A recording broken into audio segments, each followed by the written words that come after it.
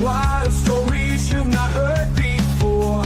Echoes through the air, they roar. Unleash the beast, let your spirit soar. Fists in the air, the crowds ablaze. Moments that steal the mundane's haze. No fear, no hold in this maze. Reach the peak of these wild days. It lives, Friday night lives. You die, but Friday night lives. Hosted by Deadbeat Radio. Stuntman, Marq, and Rambo rap.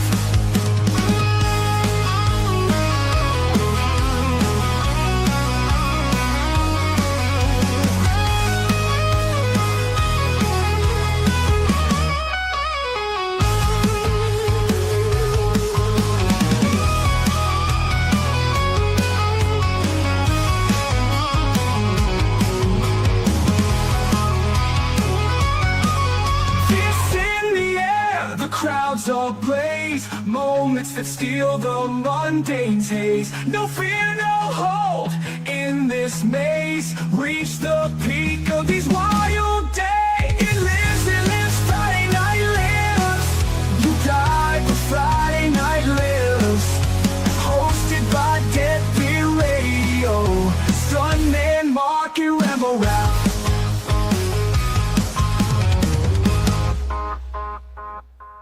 Hi, so what you doing, boy? What you doing, son? Got that Miller Yeller? Well, as you can see, we're down a host tonight because Marq had to make a late night jankum run, and when he gets on them jankum binges, there just ain't no talking him down, you know. Yeah, the truth of the matter is, Stuntman Marq's job sucks a shitty covered dick. Yeah, I mean, basically, but I feel like that we can handle it for tonight. And if we can't, I mean, he's supposed to be on at some point. Who in the hell knows when, though? We'll find out soon. But welcome to Friday Night Lives, everyone, for the 50th straight Friday in a row. We're going to be talking about a whole plethora of topics, not least of which includes apparently everyone in the horror community running out of ideas about shit to talk about, because like I saw I'm not going to mention which site I saw this on, but I saw a site promoting the 30th anniversary of Leprechaun 3. And I thought to myself, I think we've run out of shit to celebrate in the horror community. If we're like doing 30th anniversaries of Leprechaun 3 now, I think it's over with. I think we might as well just pack it up. As I mentioned before, we talked about before on air, like you look at 1985 and you look at all the films that from Day of the Dead, Return of the Living Dead, Fright Night, all those films, like you can't talk about those anniversaries, like from that 85. You got to do Leprechaun 3. That's the only thing that makes sense. Was it In the Mouth of Madness 95 or was it 94? I guess it depends. God, yeah, I think it was 95 actually. Let's talk about that instead. Yeah, I mean that's a great movie. Now that you mention it, and one that doesn't get talked about nearly enough. Yeah, great movie. Had the VHS of that. But no, we've got to talk about Las Vegas Leprechaun. Well, it's Vegas, so. God damn it. Anyway, let's see who's in the chat tonight before we kick this thing off into full blast outer space here. We got Vanderhoff Rules. Good to have Vanderhoff in here. Adrian James.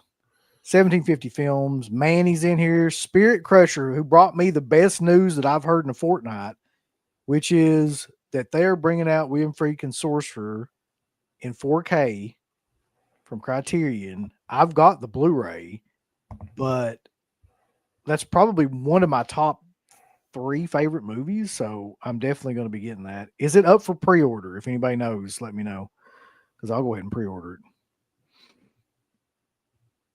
So that's amazing news. And it looks like, Rambo, that it's your time to shine yet again, because we have multiple super chats coming in, and one of them from our good buddy, Erie Guts. who says, "Can you rip something good up? I tried last night on the show." I saw that. Yeah, Wes wouldn't do it. That was killer. He would. He wouldn't do it. He wouldn't He do didn't. it. I would have just ripped something shitty up. Like, Well, although this is a good film, I don't mind this cover. He says something good, so I actually have some over here just in case. So this is a good movie, but it is Scream Factory, and they're too goddamn expensive. So you're they right. can eat my Good Lord. taint. Oh my God, the horror, the heartbreak, and the humanity. Look at that. Just ripped it in half. Yep, just see into the collector's soul as they die while I tear this up. It's just a piece of paper. You can wipe your ass with it. Mark should go to his boss and stuff this in the guy's mouth. It's like, I'm getting off. Like $1 million man or something. When he used to stuff like $100 bills. We need, that's what the thing. Mark needs the $1 million bill. Yeah. Who was it that was alley? Was it Jake the State or was it someone else like, come on, Virgil, you can do it? Yeah, that's right. Who was Virgil's like ally in that? I can't remember now. That's true. That was a great feud, though. Oh, Roddy Piper. I think it was Roddy Piper. Ah, you're right. You're right. It was Piper. Would you be Piper? Mark will be Virgil. Come on. You can do it, brother.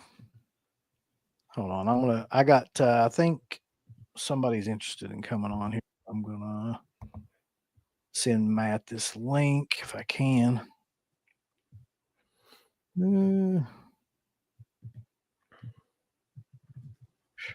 Lord God, I suck at sending shit. All right.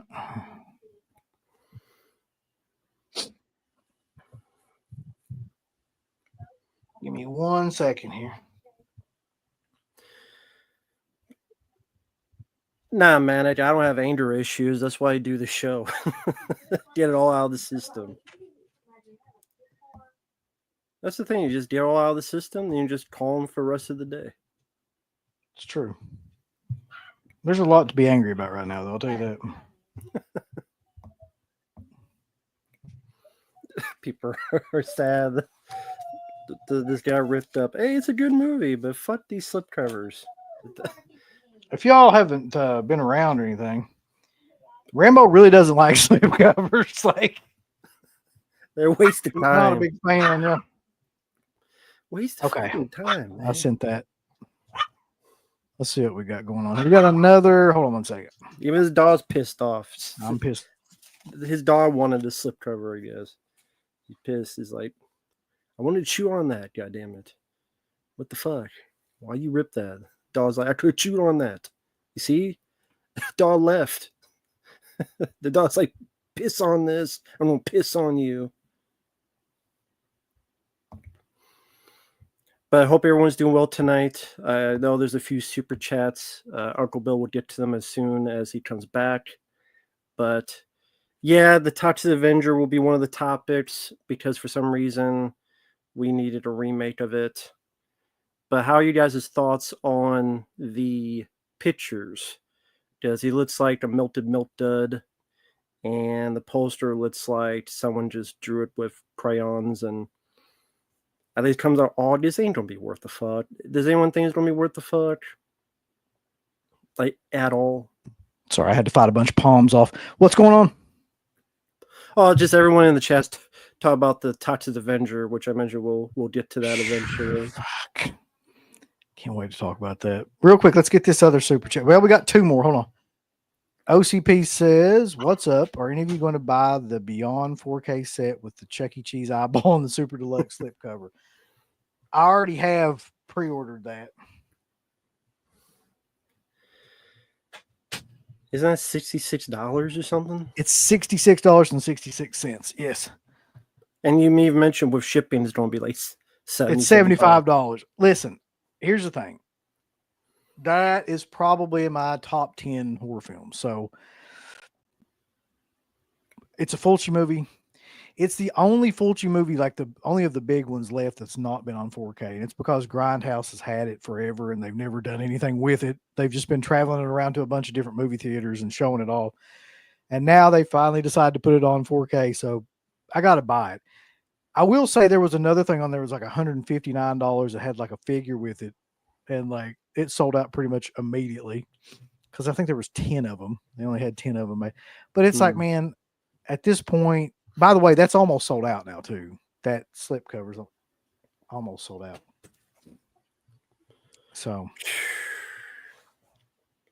yeah.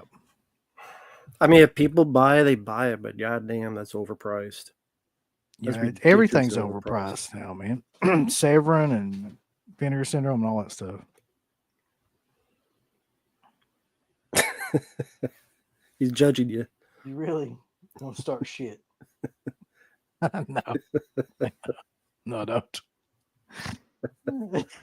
He's judging you. He heard that. Listen, you're talking about me I- more dog food. I work hard for my money, and if I want to buy a $66 4K, I will. I don't need your judgment. Let's see what we got. Beyond the Beyond all that. No, I didn't. Although I would be lying if I said that for a split second the thought didn't cross my mind. Another super chat. Apparently I didn't. Just glad to see you guys out tonight. Yeah, we're glad to be out. Thank you, man. Hope you're doing well. Let's see. Yeah, so this show is basically just a bunch of bullshit, by the way. I don't know. Like, we're just going to talk about whatever. I got a couple of topics, but most of the stuff will just be talking. Anybody know if Black Sunday is going to be released on 4K in North America or Europe? That is a fair question that I do not have the answer to.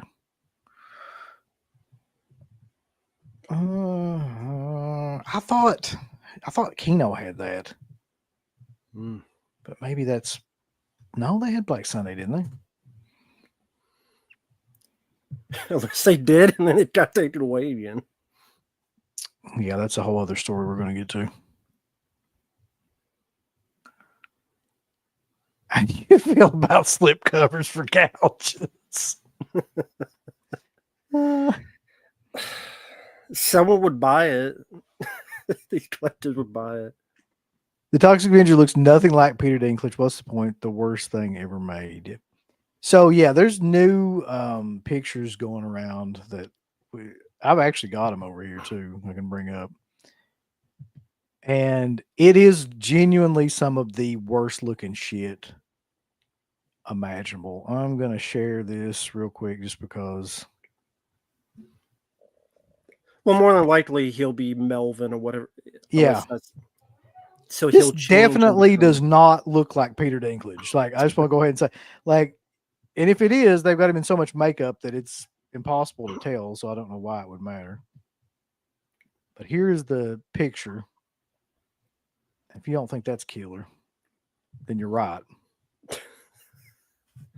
And you're 100% correct. But look at that. That looks exactly like something you would get at like Spirit Halloween and like dress up in. Let's say a Power Ranger villain. It does. Let's see. I think there's another picture too. Yeah. I mean, that's pretty fucking bad, man. Even for It's trauma. supposed to be bad. It's trauma. It's supposed to be shitty. Yeah, it reminds me, you're right, like of an old, like, you know, Asian TV show from the 90s, like the villain. Just in any of those shows. He been summoned up by Rita Repulsa. Yeah. Exactly. Yeah. It's going to be trash. What's that on his wrist? Is that like a bandana or is that like a studded on his left wrist? Yeah. It's one of them is like a studded dog collar kind of thing, and the other one looks like two bandanas, like two or two. Yeah. I don't know, man. I have Did no you, I idea. get, is he punk or something? Yeah, he's straight edge and better than you. I can't figure it out either. Everybody's on there talking about how much it sucks, but I agree. Maybe his shoulder has a tattoo of a Pepsi.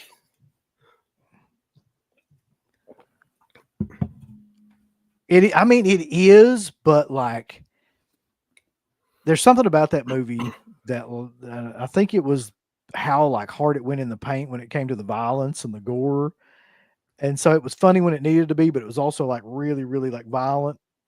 And this just looks like it's going to be pure camp shit.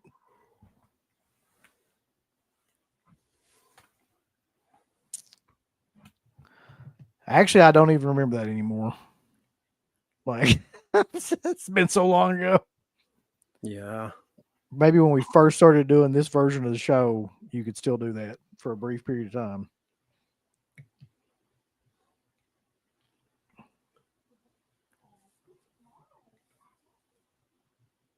Damn, bulls spent $250 on action figures last night. Well, yeah. Yeah, Matt. I thought your ass was going to be on here, but what the hell you doing? I already sent you the link. He did send you the link, Phantasmat, if you wish to. It's on the Discord, but it's there. Let's see. We predict that there will be further increases in price for physical media. The tariffs are going to affect and will wreak havoc on many of the discs being produced in Mexico. Well, then Yeah. I ain't buying them. Yeah, Fuck I mean, there was a thing out where it's like, if you want to buy like toys and shit for Christmas, you should probably do it now because like the tariffs are going to be in China too. So it's like every toy comes out of China, every electronic device comes out of China. So all that shit's going to go up through the roof too.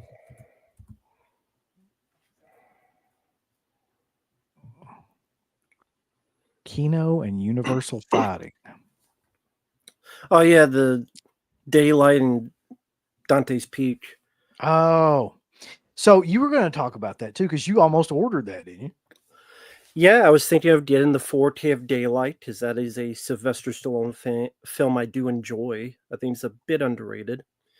And then it wasn't on there anymore. And then I looked at Blu-ray.com and other sites, and they mentioned how that film and Dante's Peak have both been taken off.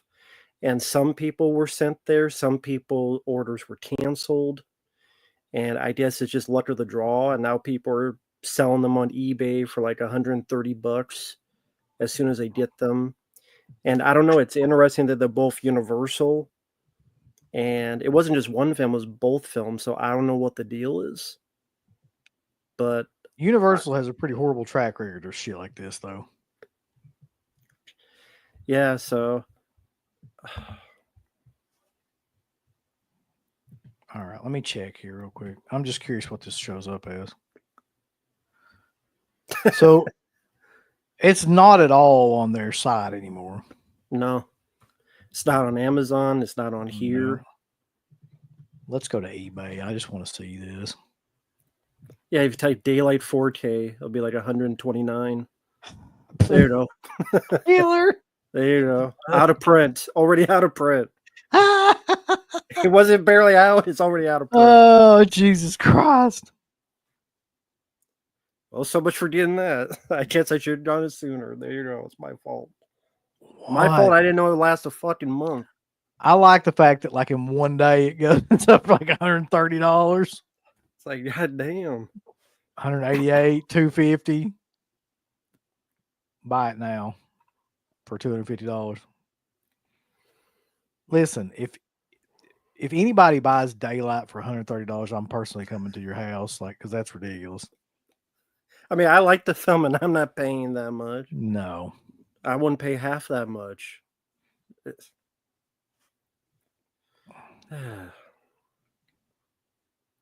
But yeah, I asked Tino Lorber on Twitter. They didn't answer back.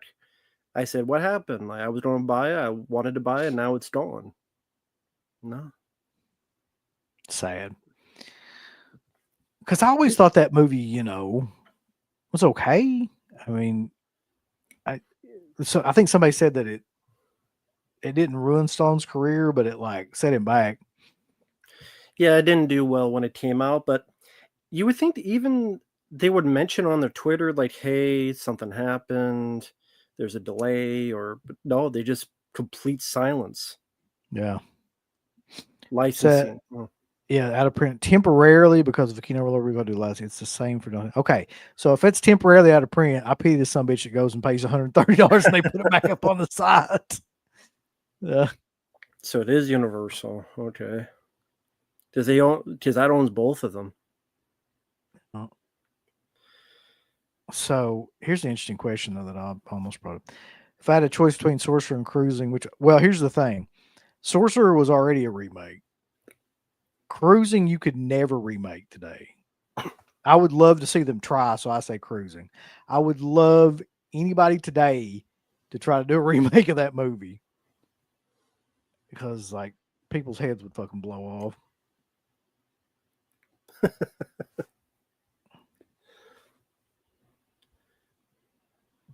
Yeah, that movie was great. Did you see it, Rambo? Revenge from the director of the Substance?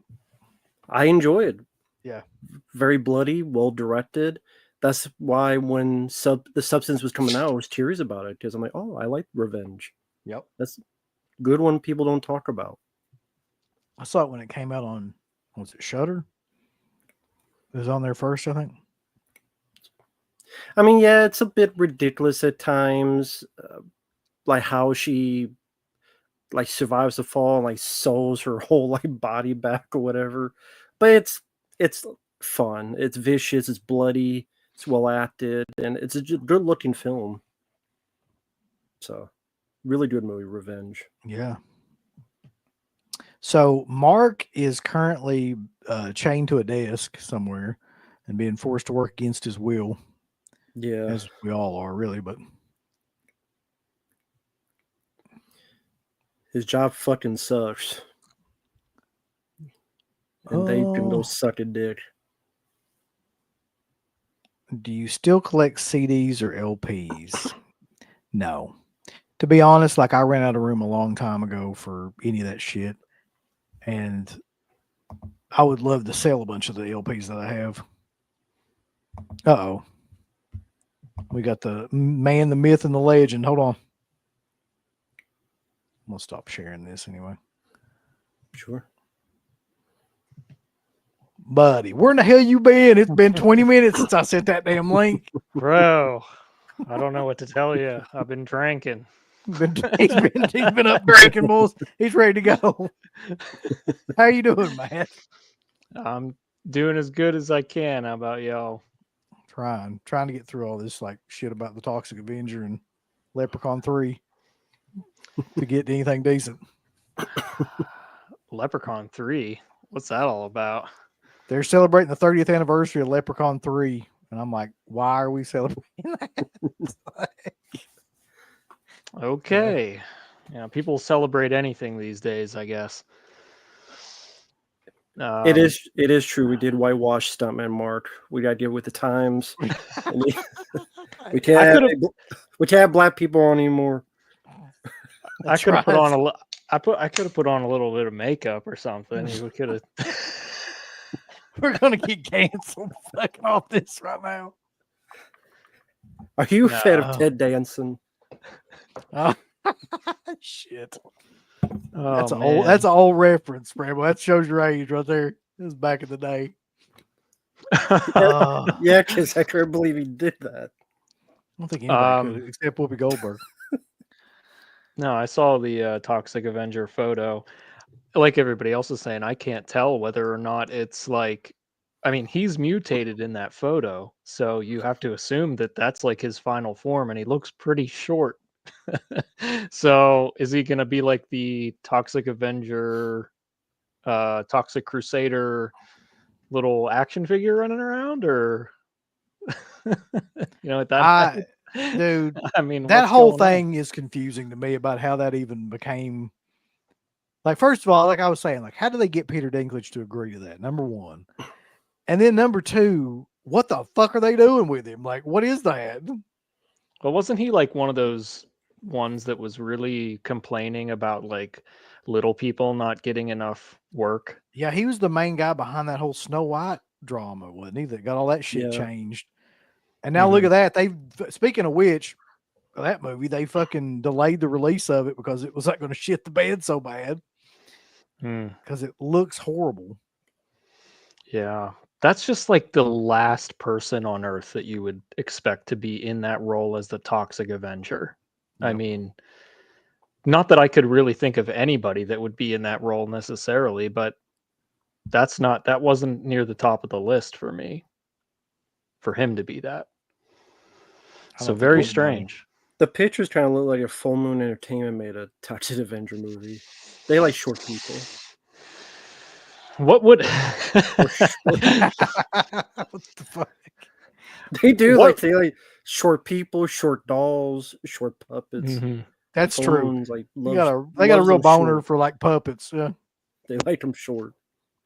How different do you think the Toxic Avenger would have been if Full Moon had done it rather than Trauma? God, it would be unwatchable. I mean, it would just be goofy. You think so? Yeah, like I'm trying to imagine what they would have done at that point in time. It wouldn't be I'm trying- that gory. It would never be that gory or violent because Full Moon isn't really known for. There's violence, but not that type of violence. I just can't see them. I can't see them doing that movie for some reason. I don't Or think maybe they it's have like just- babies with guns towards them, and Little kids' But- heads getting run over by cars. yeah, Full Even Moon is in even in the prime of Full Moon, I can't really think of anything that would really compare to that you could kind of cross-reference, you know, There's to nothing like that's when you think about Full Moon at that time, you think about like, okay, Puppet Master, Subspecies, Trancers, like none of that shit really like is the same at all to like Toxic Avenger. It's all very, it's almost like he was trying to be serious, but you know, it wasn't as campy. Like he was like a B movie, more of a serious style kind of at that time. and they didn't have the special effects department that Trauma did. So, Yeah. you know, that would have suffered, but it's an interesting thought. It's just I guess Full Moon doesn't really have it in them for, you know, comparing to Trauma in that sense, because Trauma definitely had the better special effects in almost all the films that they did. I always thought Trauma special effects looked ridiculous, but like also simultaneously great somehow. Yeah.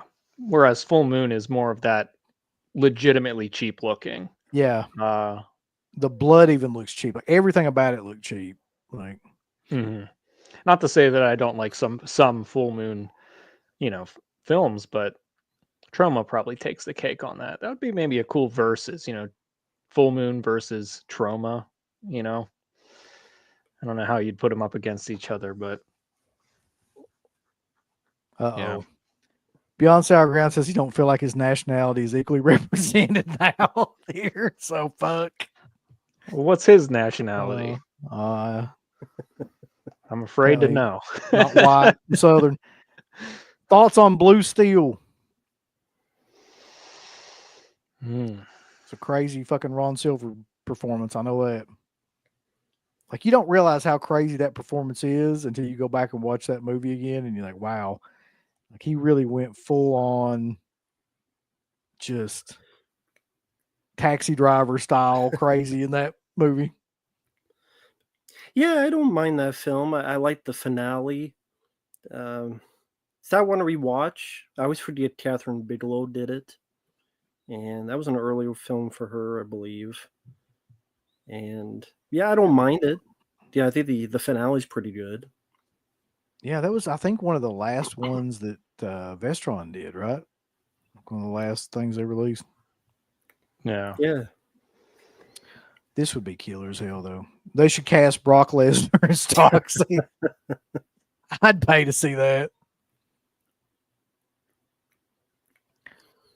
I have not seen this, but I've heard everyone say it's god awful. Rambo, you saw it though, didn't you?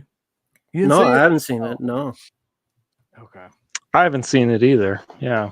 what's I'm so not awful about it? I'm not a huge Robert Pattinson fan, but every review I've read of it said that it's all over the fucking place and just Hmm. kind of like, I don't know, it tries to do too many things, which I don't know. I probably would have never watched it had I not even seen any of those reviews. Snow White, and diverse indigenous people. Yeah. Jesus. So, how many of us have ordered the Beyond so far? I did. You did. Yeah, that was the first thing that I did. Did you have any hesitation at all because of the price? No. If I'm being honest, like I knew I was going to buy that. And I told you last night what it was going to be, between $65 and $70. And it was right at $66. So I was like, they really copied the trick or treat thing with the 66 there. yep. You know what? I still have not ordered it. I'm not saying that I won't, but part of me wishes that there was a standard edition because I think I'd go for the standard over the current edition with, what is it, 6 discs? Yeah. I mean, you can get the little figure too if you want, a little ball figure. that was gone, that was 10 copies. So I mean, and I like the Beyond. I don't think it's my favorite Fulci film. I like it a lot. But man, I mean, 75 after shipping, I'm okay doing that like a couple times a year, maybe twice a year at most. And I'm just, Grindhouse Video doesn't seem to do that much. If you look at their website, you can see on the side it has like a menu and it has all the films and it's just like a real short scroll and it's like, here's all the films we have. They're kind of a strange company in that way, whereas they only have a couple properties, Pieces, Cannibal Holocaust, Ferox, some of those other ones, The Beyond, and I almost think that they're not gonna do a standard, but then again, They're maybe not. they will. I don't think they will, man. Like, and if they do, it'll be like a year or two from now. Like, that's the thing about Grindhouse I've noticed. Like, they're not in any hurry to do anything. No, so it's like they'll just keep just that going as long as they can. they just keep doing they've been just milking like Pieces for a long time, and I know the Cannibal Holocaust 4K is done, but there's no release date, there's no announcement necessarily for it, so they're going to do the same exact thing with that as they're doing with the Beyond. They'll find something. They'll here's a turtle head that comes with it or whatever. But how is That's it? a great idea. How is it 6 disc? Okay, maybe there's a 4K, maybe a Blu-ray, maybe a CD, and then maybe 4K, a special features. Yep. But what are the other two? Why don't we take a look at it? Let's see what, because I can't tell you off the top of my head. I know there's definitely a CD, and I've never seen the composer's cut, which is basically just a newly restored and remixed, basically a re-recording of the soundtrack. And I've never been a fan of that, to be honest. These composers like redoing the soundtrack from scratch. I want to hear the original soundtrack. I'm not. I think that's kind of interested. stupid too. I know that Fabio Frizzi has actually done live shows where he plays the newly done version. I would totally go to see that. I would love to see that. He's touring the US right now. But for the movie, I want the original soundtrack. So it's limited to 3,500 units, which, as from what I can understand, it's over halfway sold out now. Fuck. Yeah, you're gonna have to do it if you're gonna do it. It's not gonna be around long. It's got a web store exclusive Erie eyeball, limited to 3,500 units. Here's what's on the actual fucking thing, though. You've got a super 6-disc collector's edition, 1 UHD, 3 Blu-rays, a DVD, and a CD. Okay. So this includes the Beyond Composer Cut, like you're talking about, featuring the new 5.1 DTS Master Audio Surround Mix with all new reimagined score by Fabio Frizzi. The original theatrical version, both presented in Dolby Vision. 3 separate commentary tracks by cinematographer Sergio Salvetti, Giannetti De Rossi, and stars Catriona McCall and David Warbeck. In-depth interviews with everybody and their grandmother. Newly discovered archival interviews with Catriona McCall and David Warbeck. Bonus DV is the 7 Doors of Death. That makes sense. The notorious Yeah. Aquarius Pictures version. Yep. I'm kind of interested in that. Like, so I'm assuming it's not going to be, no restoration, just kind of like a DVD standard def version. Looks like what they're doing. Yeah.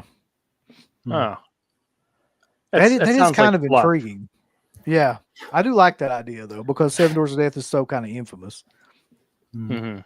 Bonus I CD is remember. the composer Yeah. cut. And then they got a deluxe book, super deluxe slipcover. Of course, it's super deluxe. Can't be just deluxe now. It's fucking super deluxe. Super duper duper. Yeah, and this is what we It's missed out on, Rambo, in case you're wondering. With the little fucking Bob figure. Hold on. Look at that. Plumber Joe the plumber. Oh, yeah. He's the one that rises out of the toilet, right? Or no, the The- the bathtub. Yeah, well, that would be killer. that's Ghoulies. Yeah, I wish it was the toilet. The Joe bundle, yeah. I don't know why I was calling him Bob, but Bob is the little kid in all these damn things. How much you want to bet that figure goes for on eBay? 10? Yeah. That's a $200 figure right there. Yeah, it is because there's only 10 of them, but they'll release more of them. Why the hell would you want that? Why would you want the Joe Spinell plushie? Everybody's true. got it. I got it. That All Ibon right. book is cool though. I It is, the way they did it's like that a is. slipcover. How thick looks is like that it. going to be? Man, you can't tell anything from these pictures though is the problem, because like you saw what happened with Severin. Like you can't go by that shit. Like I need somebody to measure that out for me to know what the fuck size that even be. Well, it's got a 100+ page book with it too, doesn't it? It's got 6 discs, 100-page book, It's going to be thick. all that shit. Mm-hmm. Yeah, I mean it's probably going to be what, about like that? It might Probably? be I'm Similar trying to look. the. Maybe not as thick as like the Second Sight Texas Chainsaw, That's what I was but thinking. slightly below that. One of their special editions, maybe. 6 discs. Are you gonna look at all of that? Are you gonna watch all of the content on it? I probably will, to be honest. Like, I mean, I have a problem with when it comes to the books and stuff. I have a bad like habit of never looking at them rather than just a cursory like kind of a thing. And I that's totally on me, but I'm like CK. I don't like reading. yeah, the books never do a guess. whole lot for me either. But like, as a matter of fact, I think the books are primarily just to make those damn things bigger, like to make them look like they're more than they're actually there.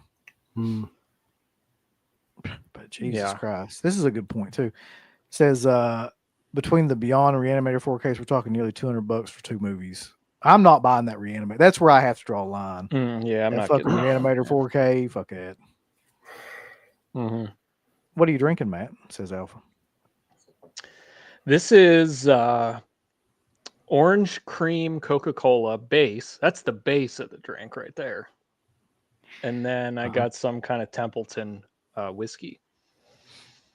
Midnight Rye. Hell yeah, boys. That's beyond what I want to pay for it. Oh, it's a pun. It'd be cheaper for, I don't know, shit to get 6 dicks. Do you almost wonder how Grindhouse releasing has stayed? I don't know if stayed afloat is the right word, but you see how little they release and guy's how rich, spread though. out. That's the key to Who's the him. guy? He's the editor that's like, he's won like an Oscar. He's I mean, he's worked with tons of, what is that guy's name? Somebody in here will know it quicker than I can like find it. But yeah, he's rich. That's how it stayed afloat. Like this, I feel like it's something he just does as like a side gig or something. They don't do a lot. They just don't. I mean, they do those screenings. Like they'll be like a sponsor or whatever of those 4K screenings, because the Beyond has been in theaters, the 4K, for some time now, maybe like at least a year, I feel like. And they've been teasing that release, and then I think that, besides that, Cannibal Holocaust is the next big one that they're definitely gonna Oh they're yeah, gonna they're milk holding that out. again. They're going to hold that out for that at least a year on to wait on this. Yeah, I guarantee they're you. gonna let the Beyond kind of take the spotlight for a while, and then the Yeah. next one will be Cannibal next year, which I don't even own that on Blu-ray. I have the DVD, which I feel like I've been so many times I've almost pulled the trigger on that because that's a really nice Blu-ray. I think it's a 3-disc. But I have the soundtrack on CD. I've got the DVD, and I'll probably get the 4K.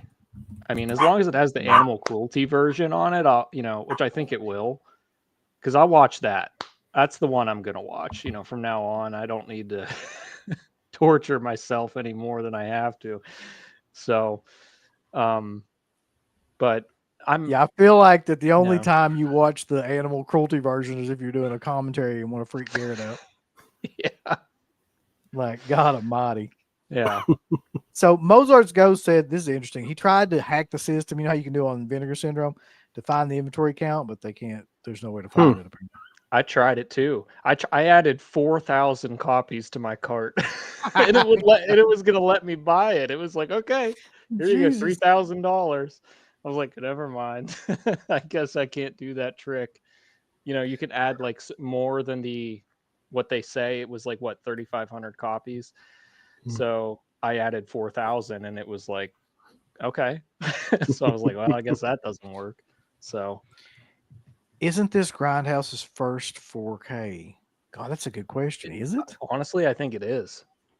So last thing I remember them releasing was what? Impulse, and then that other Hollywood 908, 912, 910210, like where the hell that movie was. But those are both Blu-rays, I'm pretty sure. Yeah. I think it's their first 4K. Which is cool. I mean, it's well deserved for that.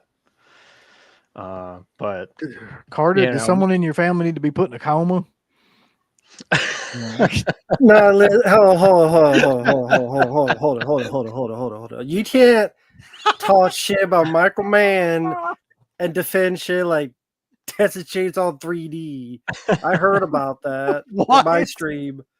People tell me in my stream that you and Wes love Texas Chainsaw 3D. I'm like, what? Do your thing, cuz? I don't. Yeah, I don't love it, but I mean, like it. I like it better than most of Michael Mann's movies. Oh, listen. What?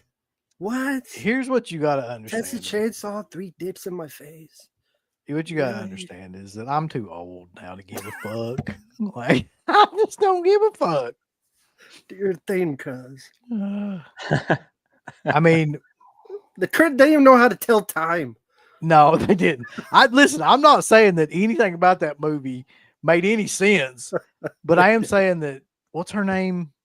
I can't remember. What is her name? It's some weird name. Daddario. What the fuck do you even pronounce that? Daddario. Listen, there's worse people you could have in your movie.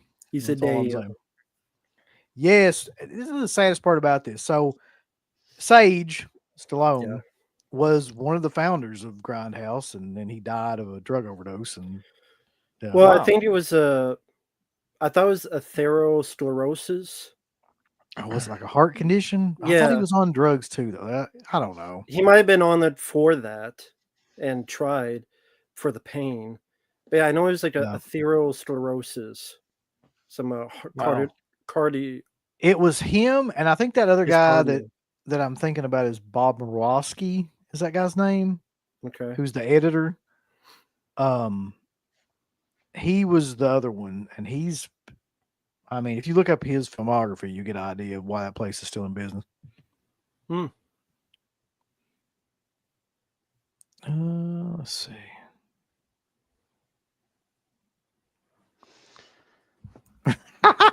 CK over here. I shit all over Return of the Living Dead too. Yeah, I don't give a fuck because I don't like Return of the Living Dead 2 either. I found a sealed copy of that at Goodwill. I mean, it should be sealed. VHS. Yeah. And I opened it. I don't know why. I should have kept it sealed. No, you should have kept that. There's a lot of people that would probably buy that. I It's still shit got on the Wes shrink for wrap on it. I shit on Wes for shit on Cliffhanger the other night. What the fuck, buddy? Yeah, I love that. I know you were going to fucking. What the fuck, buddy? How you shit on Cliffhanger, but then So peanut butter Cliffhanger. solution? I've never heard anybody say they didn't like Cliffhanger. Honestly, like, what the fuck's wrong with Cliffhanger? It's got John Lithgow in it. He's great in that movie. Like, I don't know. doesn't it also have Michael Rooker in it playing like a Yeah. good guy? Like, what? Yeah. What is there to hate? Maybe Wes was taking too many gummies.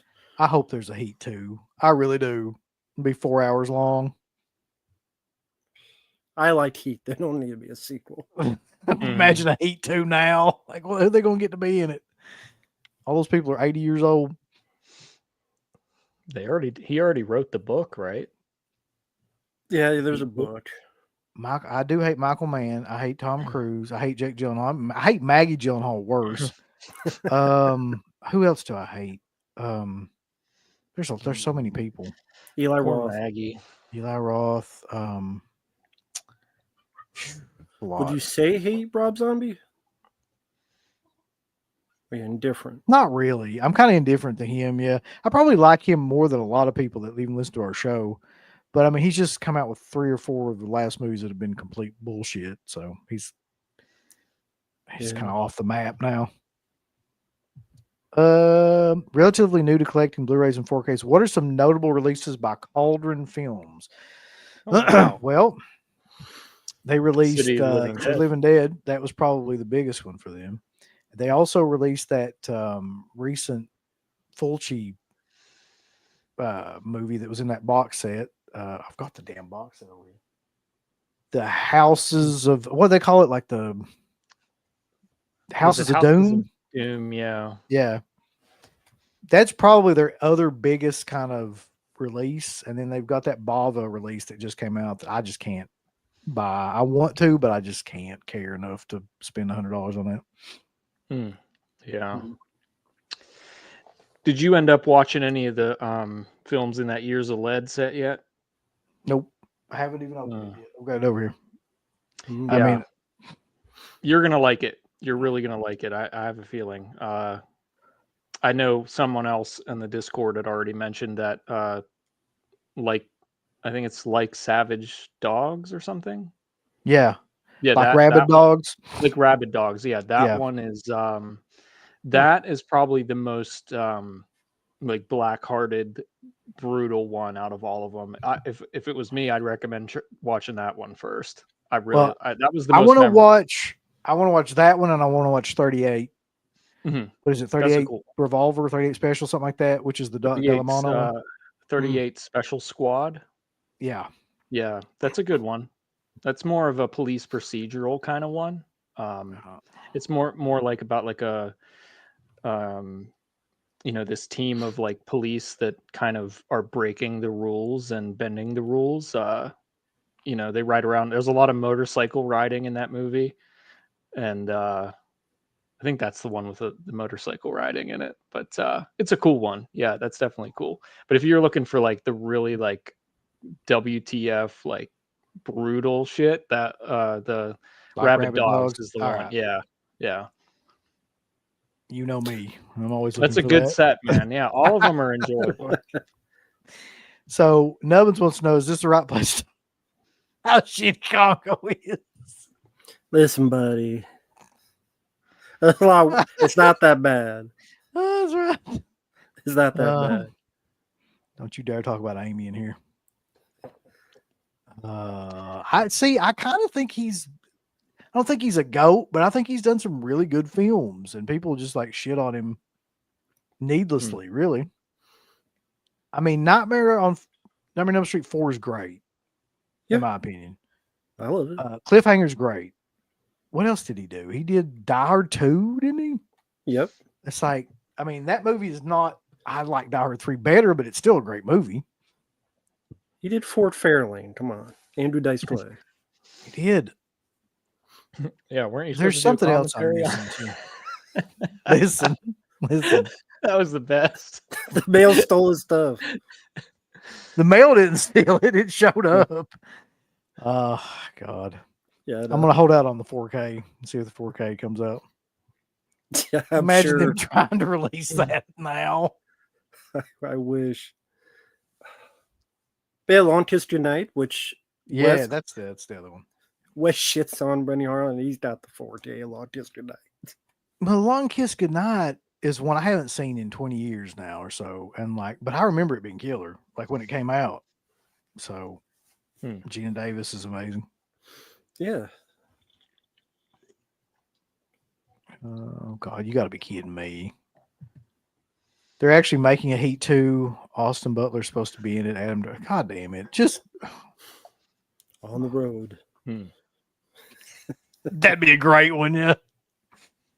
My Heat ass would be 2. numb. Even hotter. Hot as fuck. Yeah. Hot as fuck. Hot as love, baby. Hot as love. We're hot as love.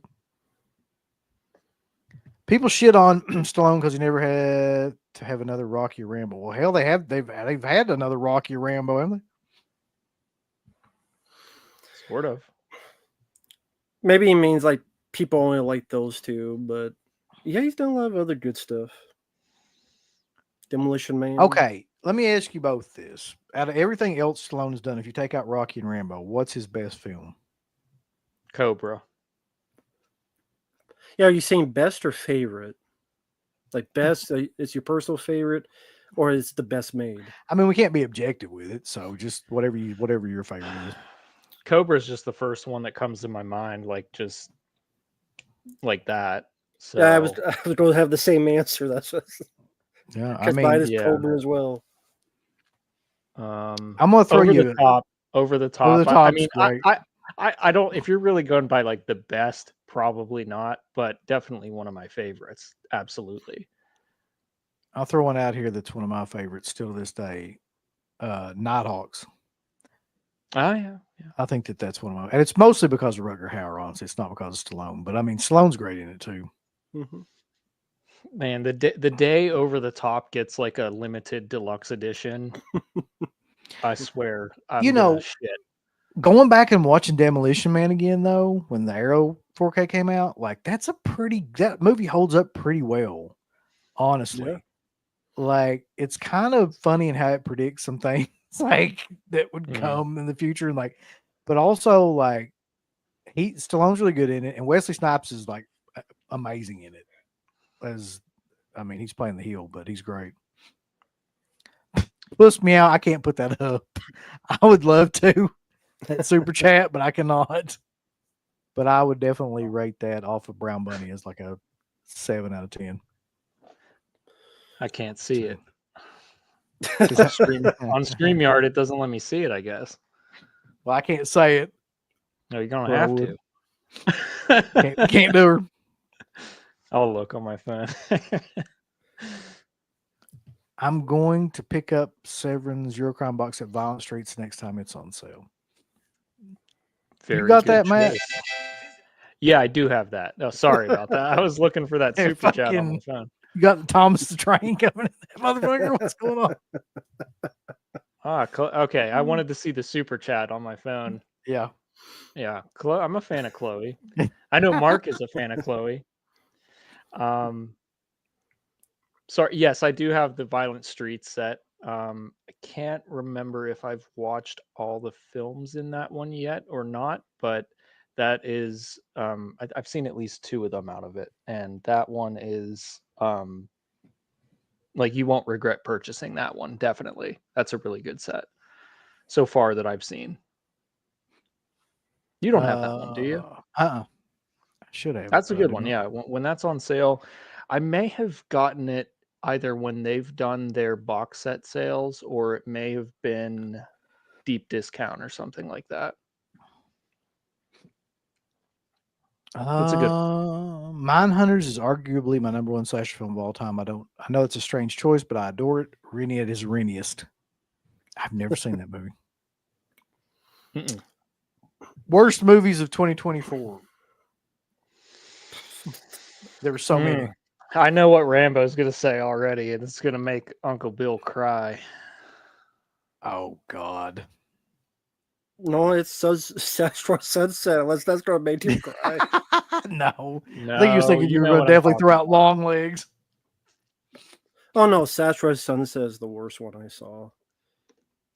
Big feet, Bigfoot, shitting and pissing on the road. Kind of Let's beats see. Nick What was the Cage worst looking like movie you saw in Tiny 2024? Tim with a trombone up his ass. Yeah, I'm looking at a list of like stuff that came out last year, and a lot of this stuff I did not see. So, what would I'd be have the to bring it worst? up. Huh. I But can't Long Legs remember. is pretty shitty. I think we can all agree on that. Yeah. There was a dude on the message or on the Discord. I keep going to call it a message board. That he was selling the long legs poster that was signed, and I keep trying to get him to give me a price, and he won't. So if you're listening to this, I'll buy the fucking thing. I need a price. If you haven't He won't sold give it you a already, price. DM me. Listen, everybody's got a price. Everybody's gonna pay. I didn't. Oh, okay. This. I was gonna say. I was gonna bring up that movie Presence, but that didn't hit the theater until 2025. Not that that's one of the worst. I don't know if either of you saw that one. Steven Soderbergh. No, I didn't see it. Did you see the trailer Hmm. or anything? Okay. It's a POV supernatural film. So it's totally POV from the point of view of the spirit. I knew you were gonna say that. And I'm like, Yeah. yeah, that's the only logical thing that makes sense after a movie like In a Violent Nature. So now you got ghosts and shit with their point of view. Yeah. Yeah. Interesting concept. I didn't hate it, but it seems like it was something that was like a short film idea that they stretched out to like an hour and 20 minutes. That would make sense. Yeah. Um I think it's literally like 89 minutes or 80 something minutes. Didn't hate it, but if you're looking for something different, I would say check it out. Kind of Is it cheesy in the new? writing, but Is this what's like that? brand new? Yeah, it just came out in Oh, January in theaters. I just saw it like less than a month ago. I think it's on streaming at this point. okay. Strange, different concept, especially for him. Yeah. But because I don't know if he's ever done a horror film. Um, Steven Soderbergh, but I'm not that familiar with his work, to be honest. it's to be honest, it's not really a horror film. It's more of like a drama, suspense kind of thing. I mean, cool idea, but didn't really stick the landing. Uh, That's most horror movies nowadays, from what I've yeah. noticed. I mean, Mm, I go and watch something like The Heretic, and I'm like, mm. awesome. About 60% of the movie is amazing, and then you get to the end, and it's like, well, that fucking sucked. Same thing with Oddity. I was watching that, and that end shot, I was just like, nope. It's just, Mm. but I mean, the movies up to that point are great. They just have no idea what to do at some point. Yeah.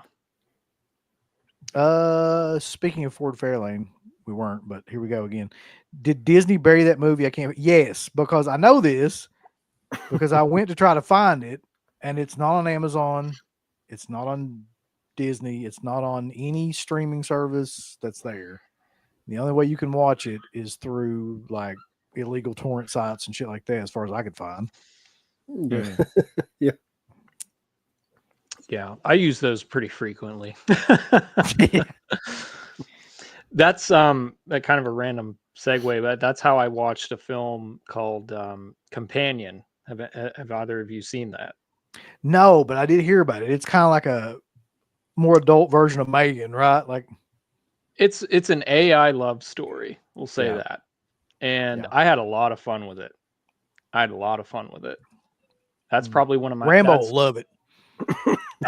I don't know. I'd never know what to think. If do I think is Rambo gonna love this or is Rambo gonna hate this? It's so you never know. But I did have a lot of fun with it. It's got a lot of comedic relief, and I think it did the comedy and suspense kind of thing pretty well.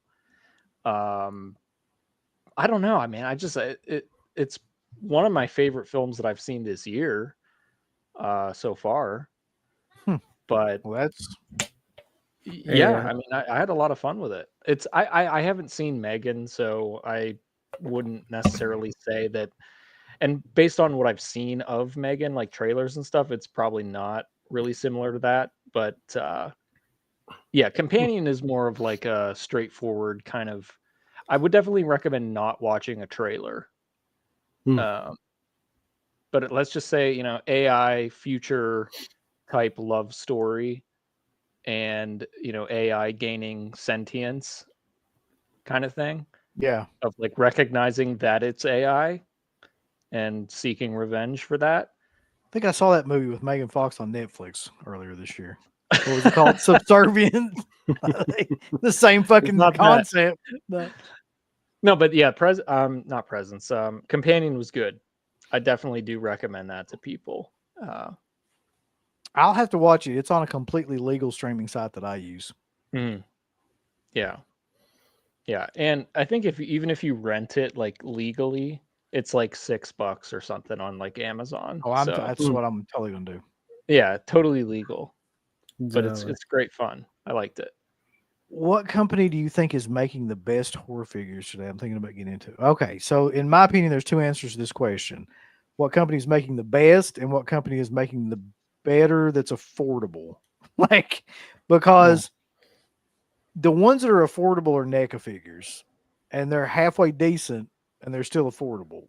The ones that are completely unaffordable but are probably better are Sideshow toys, that make like the bigger kind of scale ones. And Trick or Treat's making them now, but like I've not seen any of those where I was like, these look like they would be decent. So Be careful to say that word. Make sure you say that C is not like a G. what's that? NECA. Just make sure. What the fuck, Rambo? It's Come NECA. on. I just said be careful. Just say be careful. NECA. Just say be careful. You know how it is. NECA. What I'm saying is NECA. All it is one slip of the tongue. One slip of the tongue. It's all over. Yeah, it's over with. This whole channel's done.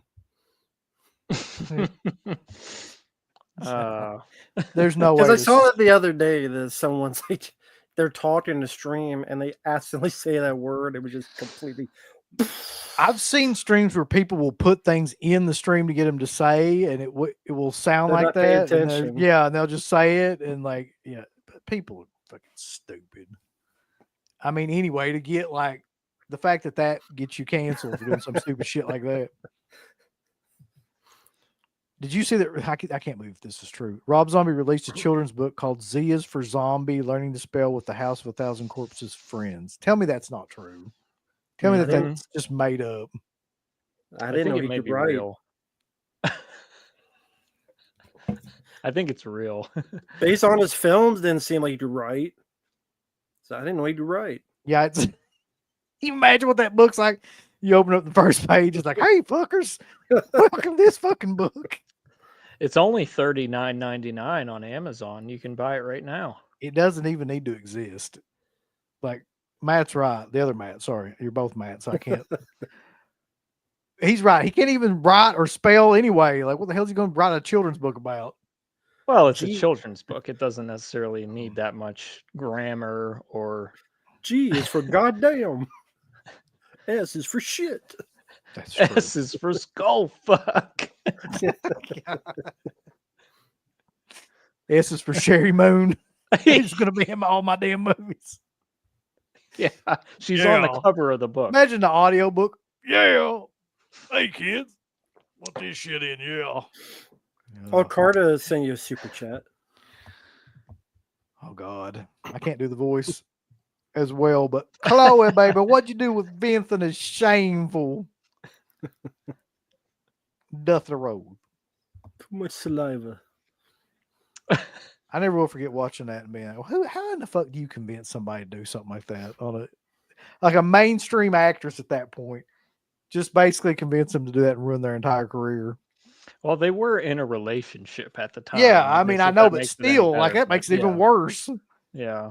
Like, you know, that's going to fuck you over, like literally and figuratively, like by doing that. So I mean, she's had a semi successful career. I mean, she was yeah, on Haunting of Hill amazingly, House. And, yeah. she amazingly came back Not for that. But for about 10 years there, she kind of fucked herself over by doing not that. Really, sorry, not Literally. Hill House. She was on that other it was that I know television the one you're talking about, the wives one or whatever. The about all the American Horror Story, I think it was. wasn't she on that in that other fucking show though that like. I didn't ever watch it, but it was the one where they like had like 20 wives or something like that, or midwives or handmaids or milkmaids, some sort of maids. I don't know. Throat House. Roadhouse. Roadhouse Films. Roadhouse. God. Yeah. If you like Yeah. Roadhouse, here's Throat House. Roadhouse. It don't hurt. Space Herpes says he heard presents is boring as hell, buddy. Fuck you. I wouldn't necessarily argue with you. Yes, unfortunately, I was made to watch this against my will, Mm-hmm. and I wish that I hadn't. Did you not like it? No, not really. I don't enjoy movies like that at this stage of my life. You don't like children being hunted for sport? No. Hmm. So something. Funny I enough, enjoy. I actually did like that movie. Yeah, I mean, it was okay in certain spots, but especially the shit at the beginning, I was kind of like, yeah, this is going to turn out to be pretty good. Who was the chick that was riding with him? Some actress you hadn't seen in forever. You know, at the beginning of the film, that's riding with Dylan.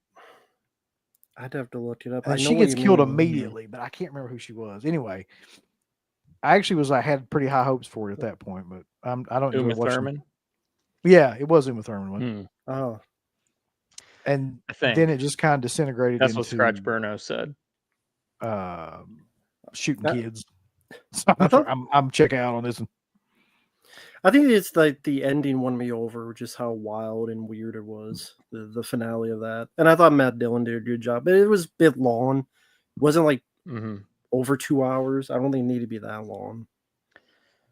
Yeah, it's definitely a messed up movie. I'll say for sure. I think I liked it overall. Yeah, It is kind of a wackadoo, kind of like what the fuck is this kind of movie, but especially with the ending and stuff. But I liked it. I mean, that So did scene I. with the hunting the children was, I think that's only in like the unrated version or whatever, and it's bad. I believe it. Yeah. It's bad.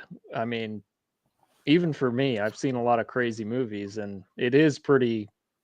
Did you see that Did- version, Uncle Bill? Like the actual, Yeah, like, yeah, uncut? I actually had to see that Yeah. version for some reason. Yeah, yeah.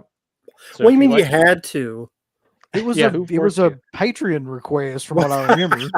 Oh, So yeah, They probably knew.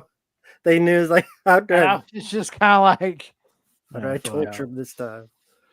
yeah. Why do you Yeah. hate Jenna Oregano and Timothy Charlemagne? I don't know anything about Timothy Charlemagne to I hate be him. able to hate him. I do. But Jenna Ortega sauce is like she has one face and one speed, and that's it. She does Mhm. not go anywhere above or beyond that, Mhm. and she's incredibly boring to watch. That's the same thing as Timothy. Really? Same thing. Yeah. I'm not sure I've ever seen a Fucking- movie with a fucking guy in it. Is the He's thing. fucking Bob Dylan in that new Bob Dylan movie. If you saw the trailer Complete to that unknown. Wonka movie about the prequel, like I when I saw something about it. Yeah, he's the star, like he played Wonka. You're not gonna. You don't want to get me started on the Wonka. I wouldn't watch that anyway, though. You know what I mean? Like he's just a guy where if I saw him in a movie, I'd immediately be like, I'm never watching this. Like it wouldn't matter. Dune. Yeah. Never seen Now it. Don't here's give the a- thing. I like Dune. For what it is, I like Dune. He fits, his type of acting fits for that role because it is kind of it doesn't require that much of like an animation to his character. But he acts like that in every fucking movie, and it's the same with Jenna Ortega. He's a decent block of wood. Yeah, It's yeah, a decent block of wood. but but I will Okay. like I go fucking crazy about the Wonka thing because that to me is like sacrilege because I love the original Gene Wilder film so So do I. much that's Willy Wonka. That is fucking Willy Wonka. He's right there on my goddamn wall. Right there. Nice. Yeah. That's the Nice. OG poster. There's people that know me since like high school that know how crazy I am about Willy Wonka. Just because it's like, I don't know, it's one of my favorite movies, and I don't even like the Johnny Depp one too well either. That to me is a little bit too goofy. It is. I don't yeah. hate it, but it's like getting there. It's almost on the teetering of the line of hating it. But like, I do not want to watch that Wonka film at all. And it was on Tubi, for fuck's sake. It's on Tubi. It's not that old, and it's It's a on Tubi Tubi. original. I wouldn't be shocked. Went straight to Tubi. That's when you know you're bad off. I like as soon as I saw that he was going to be Wonka, and like you can listen to the songs that he sang in that film, and it's like he even sounds fucking monotone in the fucking songs. Of course, yeah. They're Oh, he does. cringy. Don't get me started. I saw the film. It wasn't that good. Question of the night is: what if you were looking for someone for 3.5 hours in the rain? It's a very existential if? question, Bobby. Would have to be probably drunk, but I don't drink, so I probably got 3.5 drugged. hours in the rain. I don't What think if- I would. I'd probably give up after about 20 minutes. What if you're Depends looking for Rain Man in the rain? Yeah, it depends on who it is exactly. Yeah, who So- are we looking for? What if you're looking for Tom Cruise in the rain? What are you looking for yourself in the rain for 3 hours? I guys? found myself in the rain, but I'm just too high to understand. That's why I'm there for 3 hours in the rain. Because I'm too high to go back inside. There's a similar movie. I don't know what this has to do with anything. Similar movie to what from 2008 called Baby Blues about a mother hunting their kids. So, yeah, talking about I love that movie for some reason. It's a movie about like postpartum depression. Well, it's a very unknown movie that came out like right around the time we were doing the show and everything, and nobody ever references this movie. It was a cheap independent film that's really effective. And Really? oh yeah. I'm gonna have to I write don't that even know down. who put that out now, but we saw it, at the very beginning of doing the show, and I loved it. It's based Wow. on the Susan Smith case and all that. It should be fairly cheap. I'm gonna save it to my watch list.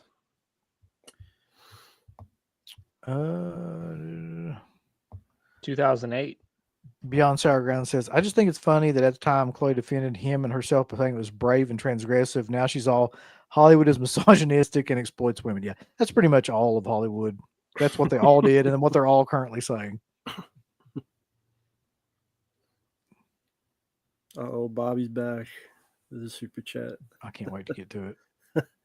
Any of you going to any? I'm going to go to Whorehounds this weekend. I'm not going to that, but there's a little show. No, it's not. It's not this weekend. It's not this weekend. No, it's like the 20 something. I think it's next weekend. Oh well, who fucking cares? Damn You're it, still man! not going. You're still not going. Still not going. I don't give a fuck when it is. But listen, there's a smaller show in Tennessee that Radkins put me on to. It's called Smoky Mountain Terror. It's like 2 hours from here, and they actually have Ty West. That's the only guy that I wanted to meet from that Whorehound show anyway. So I was like, fuck it, I'll just go to that show. It's in May or June, I think. So I'm going to plan on going to that one. And you're going to Living Dead weekend. Yes, I already got all that booked. Definitely going to that one. So I should be able to go to that as well because Monroeville is like an hour at the most for me. Yeah. So lucky old son bitch. Yeah, I did the tour, the walkthrough tour, which I think you said you got tickets for. Yeah, and then somebody told me it's like 3 hours long, and I was thinking to myself, it is. do I want a 3 hour long? That's gonna Yeah, you had to pack a lunch for that shit. Yeah, it definitely takes a while, but given that everything goes well, you should be able to go in the back room area where like the control panel is, where they kind of control all, like, the scene in the film where he's like shooting at the zombie through Yeah. the pipes, and it's bouncing off the pipes, the bullets. You get to go through there. And it's a cool tour to do once. I mean, you won't regret doing it. Definitely.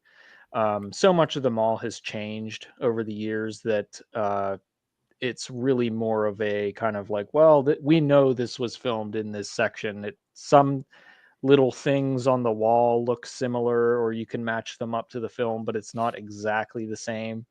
But if you're a fan of Dawn, you won't regret doing it. I used to think, Matt, that there couldn't be a bigger fan of Dawn than me. And then Alpha started doing his show. And the people that are on his show, they're way bigger fans of Dawn Yeah. than me. Like, Well, the goddamn. guy that does that tour at the mall is like mega fan, out of this world. Like he's the guy he will be the tour guide, and he doesn't even, I don't even think he has like a notepad or anything. He just like, here's where this was, and this was right here. You see that little spot on the wall? You can match that up to the film. Look in your booklet that I gave you at the beginning. It's He's like right got there. a booklet that's going to be killing. Yeah, you get like a little booklet too, I think. You'll like it though. It's definitely cool. So hopefully I'll be able to make that one. Yeah, I hope so too. What's some guy you a ticket to see Rambo First Blood Part 2 in the theater, then you paid him $100 and you got the ticket? I think what if some guy gave you? Listen, I love Rambo 2. I'll just watch it at home for free. I'm not paying $100 for a ticket. I saw Rambo 2 in the theater. What year did that come out? 85. Yeah, so I would have been 5 years old. That makes sense. Oddly enough, Really? like that, there was a time period there. I don't know if anybody in here is old enough to remember this. Right after that movie came out, too, where they made these Rambo figures, and they had the Rambo with like the little knife, and he had the little necklace on from that movie and everything. And I don't remember who made it, Mattel or one of those companies like that. They had a whole line of them, and that was like the fucking biggest thing in the world to get at that time. Right after that came out, and I had like one of those. And the knife, of course, that you could get that had you unscrewed the top, had the matches and like survival kit or whatever thing in it, and a compass on the top. Yeah, that was the 80s. Yeah, I would love to have seen it in the theater. Damn it. I ain't pay $100 for it, but goddamn. Let me Timothy haters. He's the new Leo DiCaprio. yeah, God. sure. Okay. Yeah. You made him drink for that too. See, as soon as he saw it, I'll that's drink to that. I got a drink. I need another drink. Yeah. I gotta get drunk watching that bullshit comment. I got a drink for it. I know I'm Forget bringing about up like random stuff, but I haven't been on in a while. And I know, Uncle Bill, you just got the Cruising Blu-ray on sale. Mhm. What made you not want to just bring for the 4K? I just didn't give a shit at Really? that point. No. I mean, now we were just talking about this before you came on, that they're releasing a 4K of Sorcerer from Criterion. Yeah. Now I am going to buy that. Oh, 100%. That's going to be 100%. But when it comes to Cruising, like I love that movie. It's a great movie and everything, but like I don't care that much about the 4K. Do you need to see fisting in 4K? Are you sure that I can't convince you? I knew that's what you were going to do. Yeah. Because the slipcover is leather texture. Even that's making me uncomfortable right now. Yeah. The fact that, I mean, come on now. This is the Arrow limited edition listen, if CK was in here, I wish he would have got this as like a review, like a full review copy. Me too. The smell of this is off the charts. It smells like pure cardboard factory. Like I it's don't. it's the strongest smelling release I've ever had. He I would love swear it to then. God. He'd be huffing It that is. shit like it was Jenkum. Smell the glove. Yeah. It's insanely like cardboard. Like I've never smelled one that smells that strong. But I have yet to Why do watch you it. smell it? I never smell. I never This is a thing that they do. I don't know. Is that like the new J term? I don't know. I don't know. It's the new J terms. It's like, what on your phones? Just I got a new phone. Ooh, Some of us just have habits that we're trying not to give into. So all we have is physical media to just like okay. give us the hit, without actually doing The the drugs. actual full thing. Yeah. But no, like I haven't watched the 4K. I've heard it looks really good. I think it went on sale for like $40, and that's what made me kind of pull the trigger because I wasn't gonna do 50, but it was like deep discount. It was like 40 with shipping. So but it's definitely a nice set. And I like cruising a lot, but I feel like I will pay some ungodly amount for Sorcerer, and that'll make up for. here's that. the deal though. Like Sorcerer comes out in June, Yeah. I think. So July, all month long is when they do their 50% off Barnes and Noble sale. Will So they do just it for wait. something that like new Oh, though? if it came out the day before the sale, it's going to be Well, on fuck. sale. I'll definitely wait and buy So that then. yeah, Because so nobody gives a July. shit about Sorcerer. I mean, certain people do, but like that's not a movie Mhm. that's overly known or anything like that. I mean, it's the first Friedkin film in the Criterion collection. That's crazy to think about. That's Yeah. the French Connection's not in it. Nope. Guess it wouldn't be, would it? Yeah. I mean, so it's a big deal, and there are people out there who, believe it or not, like Sorcerer as much as me and you do. So that because there were Yeah, people I just don't think commenting, there's a lot of people. Yeah, I yeah. know there are people. Yeah, I'm not a big fan of the cover art, but that came out of nowhere for me. I was not expecting that. If anything, I thought maybe Kino would have had it. that's what I thought too. But they probably gave up on that shit a while back. But yeah, as much as I want to get it like on day one or whatever, I never buy Criterion on, without it being 50% off because there's too many sales throughout the year there's no reason to pay full price. So it'll probably be like $25 in July. Well, if that's the case, that'll be crazy. I definitely will get that. Yeah. So, what happened to Rampage? Good fucking question. What did happen to Rampage? like That was supposed to be announced in, Kino. Yeah, it was announced like 2023. I think they're still doing it, but I haven't heard any. They did Bug. That one came out. Mm-hmm. I can't watch Bug again. Like I watched it a couple years ago. I was like, yeah, there's no need to watch this movie again, really.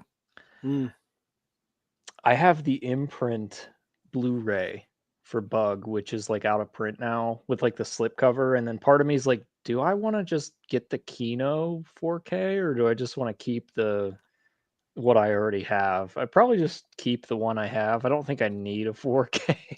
It's not a movie that when you watch it, like it leaves you with any kind of lasting message or, you know what I mean? Like you just don't walk away from that movie thinking anything other than that was uncomfortable to watch. Like that was the only feeling that I had. Mhm. I don't dislike Bug, but it wouldn't be one that I'm like head over heels for. Like I don't need the 4K, but Sorcerer is like 4K a buck. yeah. I would get. I haven't seen Rampage though, so I haven't either. See, that would be another one. Like if they put it out on whatever, I would buy because I've never seen it, and but I've they always wanted to see it. They just did the 4K also of his what was the film Rambo? I know you know the movie that they just did on 4K. Friedkin, the Friedkin? The Brinks Hunted? job. Oh, The Hunted. No. Friedkin 4K is a newer one. It was one of his the Hunted. oh yeah. Is that yeah, the The 4K Hunted. they did? Yeah, I got that Hunted. one. Oh, you got did? that one Okay, in I for don't review, have yeah. that one yet. Okay. Yeah, that's a good movie. It's not like it doesn't look like a freaking movie at all, but it's a good movie still. It's like Benicio del Toro, and yeah.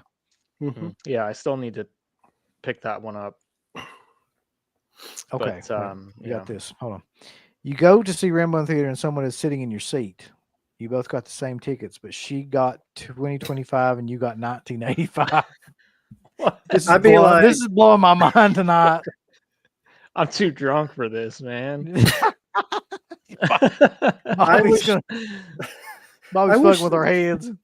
I wish the guy was in 1985. Because can you imagine like what to look forward to like every year? I go to Mhm. theater every week and get a good movie. This is great. So much Yeah. simpler back then. Let's go back Yeah. in time, guys. Come on, we could do I it. So wish. much of me.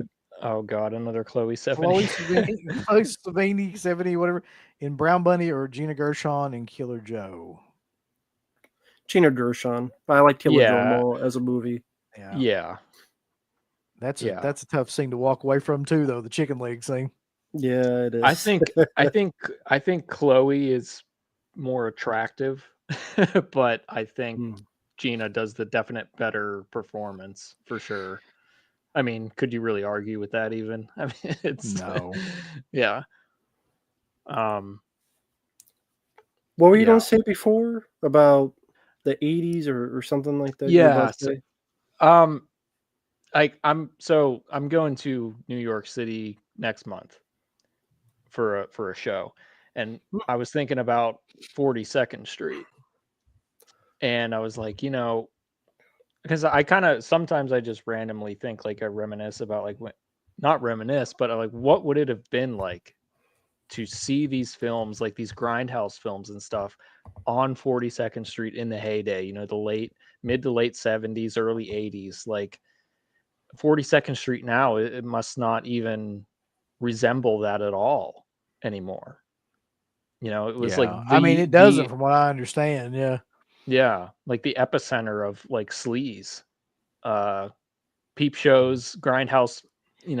You've seen the photos of like the yeah. theaters. They had Make Them Die Slowly, giant billboards for Make Them Die Slowly on the marquee. It's like we will never see that again. No, well, and you listen to guys like Lustig and stuff talk about. I mean, all these guys got that. That's how they got their start. Is just going to like watch those movies there. And so many guys like Henenlotter and Lustig and like they all kind of like learned about films and like those kind of films and what they wanted to do from that place, which is just crazy. But like Mm. that's a breeding ground for so many of those guys that would end up making exploitation movies. Um, I would have loved to have been there and seen that. I'd probably been murdered, but like I would have loved to have been there around that time. I'm sure you'd have been robbed and or murdered, but It still, seems like an alternate universe. You hear all the yeah. stories like about, just like the fucking peep shows. Like that is not a thing. That is not a thing. And yet you could just go into a theater and blow a load on a piece of glass, plexiglass, and like just walk out for 50 cents or whatever the fuck it was, like Well, it you seems gotta like an watch. alternate universe. Yeah, you gotta watch New York Ripper because that's basically like that Well, whole yeah. movie. Yeah, Yeah. 100%. I know about that. But it just blows my mind. Like I was wondering, like, should I go to 42nd Street just to see it? Like I it's got to be mean, nothing now. Nothing but commerce and like ads and fucking. To see the glass of jizz?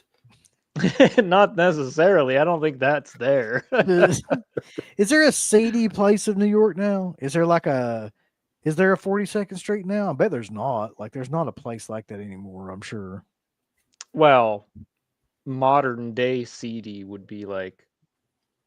I mean, there probably is, but Maybe in like Detroit. Yeah, I've been to Detroit.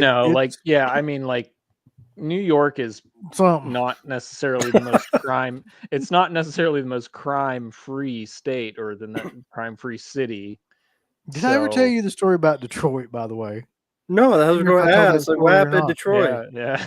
So we What drove about it? through. Detroit is really set up like you hear, like you know how 8 Mile and all that shit. It's Yeah. set up. You drive down like a series of streets, and it's like mile marker, like, and you just keep going down, and it gets progressively fucking shadier as you go down these fucking street. these mile markers, right? And you look there, and as we were driving, you look to the right, and there'll be burnt down houses and stuff, just like scattered all around. And then you get up a little bit further, and there would be like a really nice stadium, like whatever that's like Tiger Stadium or whatever that stadium is that was that, or maybe it still is that. I don't know. But anyway, we kept driving, and we got to like a park, and I don't remember the name of the park, but you could see Canada and shit from that park over a river. Like it was like way across this river. And we're at this park and everything, and I'm like walking around. I look down, and there's like needles like all over the fucking park. Just like as far as the eye can see, just like needles in the grass. And I'm like, we probably need to get the fuck out of here at this point. Like, and so yeah, that's about the status of it. And When was this? oh God, let's see. Piper was born in 2011. This would have been 2010. 2009, 2010. Were you going to a convention or something? Or you? No, it's just that Jess used to live up there. Well, her family lived up there, I should say. So yeah, they lived in Plymouth, and we just decided we got a wild hair up our ass and decided to drive to Detroit one time. Never. I don't know. I don't think I've ever been to Detroit. Cleveland is not a great city. I don't know if you've ever been to Cleveland, but there's some really rough parts of Cleveland, man. I think we went to Cleveland one time. I don't remember a whole lot about it, though. I know we went through Dayton and those places, and I think we ended up there, yeah. You think of Detroit as one of like, oh, that's the crime city or whatever, but Cleveland is pretty rough. There's some spots in Cleveland that are like strange to be in. Everybody's like, Detroit's this gateway to hell in the chat. Well, I mean, my experience I'll put it to you this way. My experience with Detroit was I don't need to be here. Yeah. I need, this is not me. Right. So was the Beyond set in Detroit? It's under one of those. Yes. Apartments there. Crater says May 30th through June 1st is Smoky Mountain Tour. I'll be there on Saturday, and I'm going to try my best to go to Living Dead Weekend in Jersey Monroe Mall. Okay. Yeah. So that is when that's coming up. We're going to try to go to both those too. You think CK is going to do Living Dead Weekend? I don't think so. Just the way he talks about it. Slippy's going to be there. That'll be fun. Talk about that. Like, buddy, fucking shit. I saw him last time I was there. It's been a couple years since I've been to that con, but he was there last time. Maybe we can record our commentaries for those movies. Yeah. Yeah. One of the open storefronts you can just that I'm go sure we'll be a part of, yeah. It'd be like, well, we need someone for 976 Evil 2, the Astral Factor. Can you talk about this? I'm like, what the hell are you going to say? Are you going to say yes? Would you say yes if it's like that's the film? It's like, what's that? 976 Evil 2? It's like that's. Would he say yes? That sounds like something that he would do just to like piss us off. It's like I gave you opportunity. You know what? I probably would just to do it. Yeah.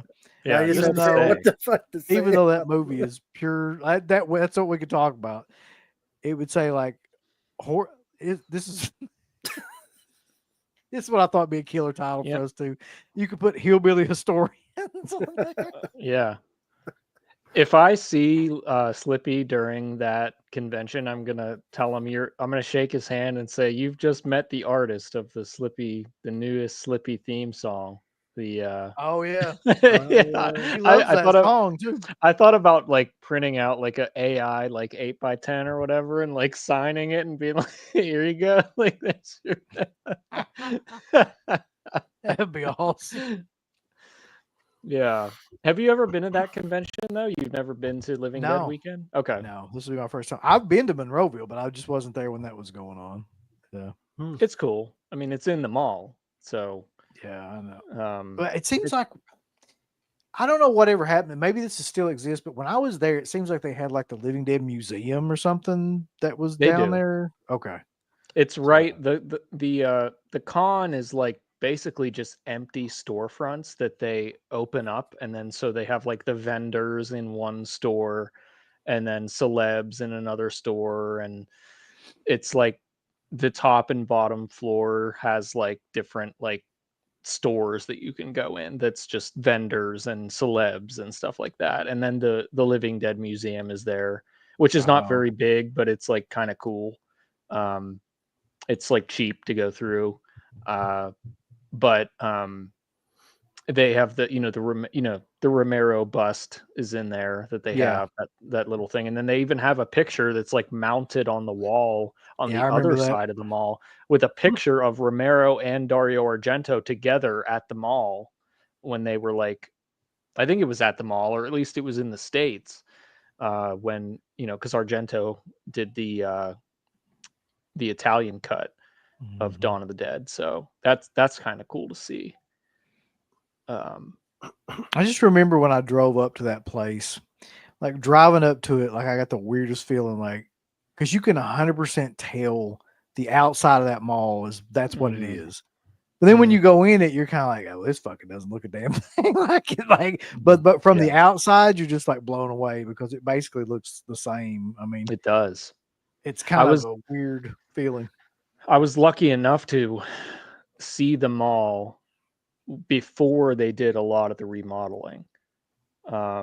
This was over 10 years ago, but they still had the little islands in the middle of the mall with like the fish ponds and stuff, Hmm. and that was still there. The J.C. Penney's was still there with the escalator. That's gone now. Is the escalator gone? It's gone. Well, I was there Yeah, when the escalator was yeah. there, so I remember that distinctly. Like when you walked in, if you looked to like the right, you could see the escalator. You know what I mean? Like it went down like in Mhm. the middle of the mall almost. Well, that the middle of the mall escalators are still there, but I'm talking about the one where he slides down. It's in Mm, the J.C. Penney's. no, That's not there. Yeah, that's gone.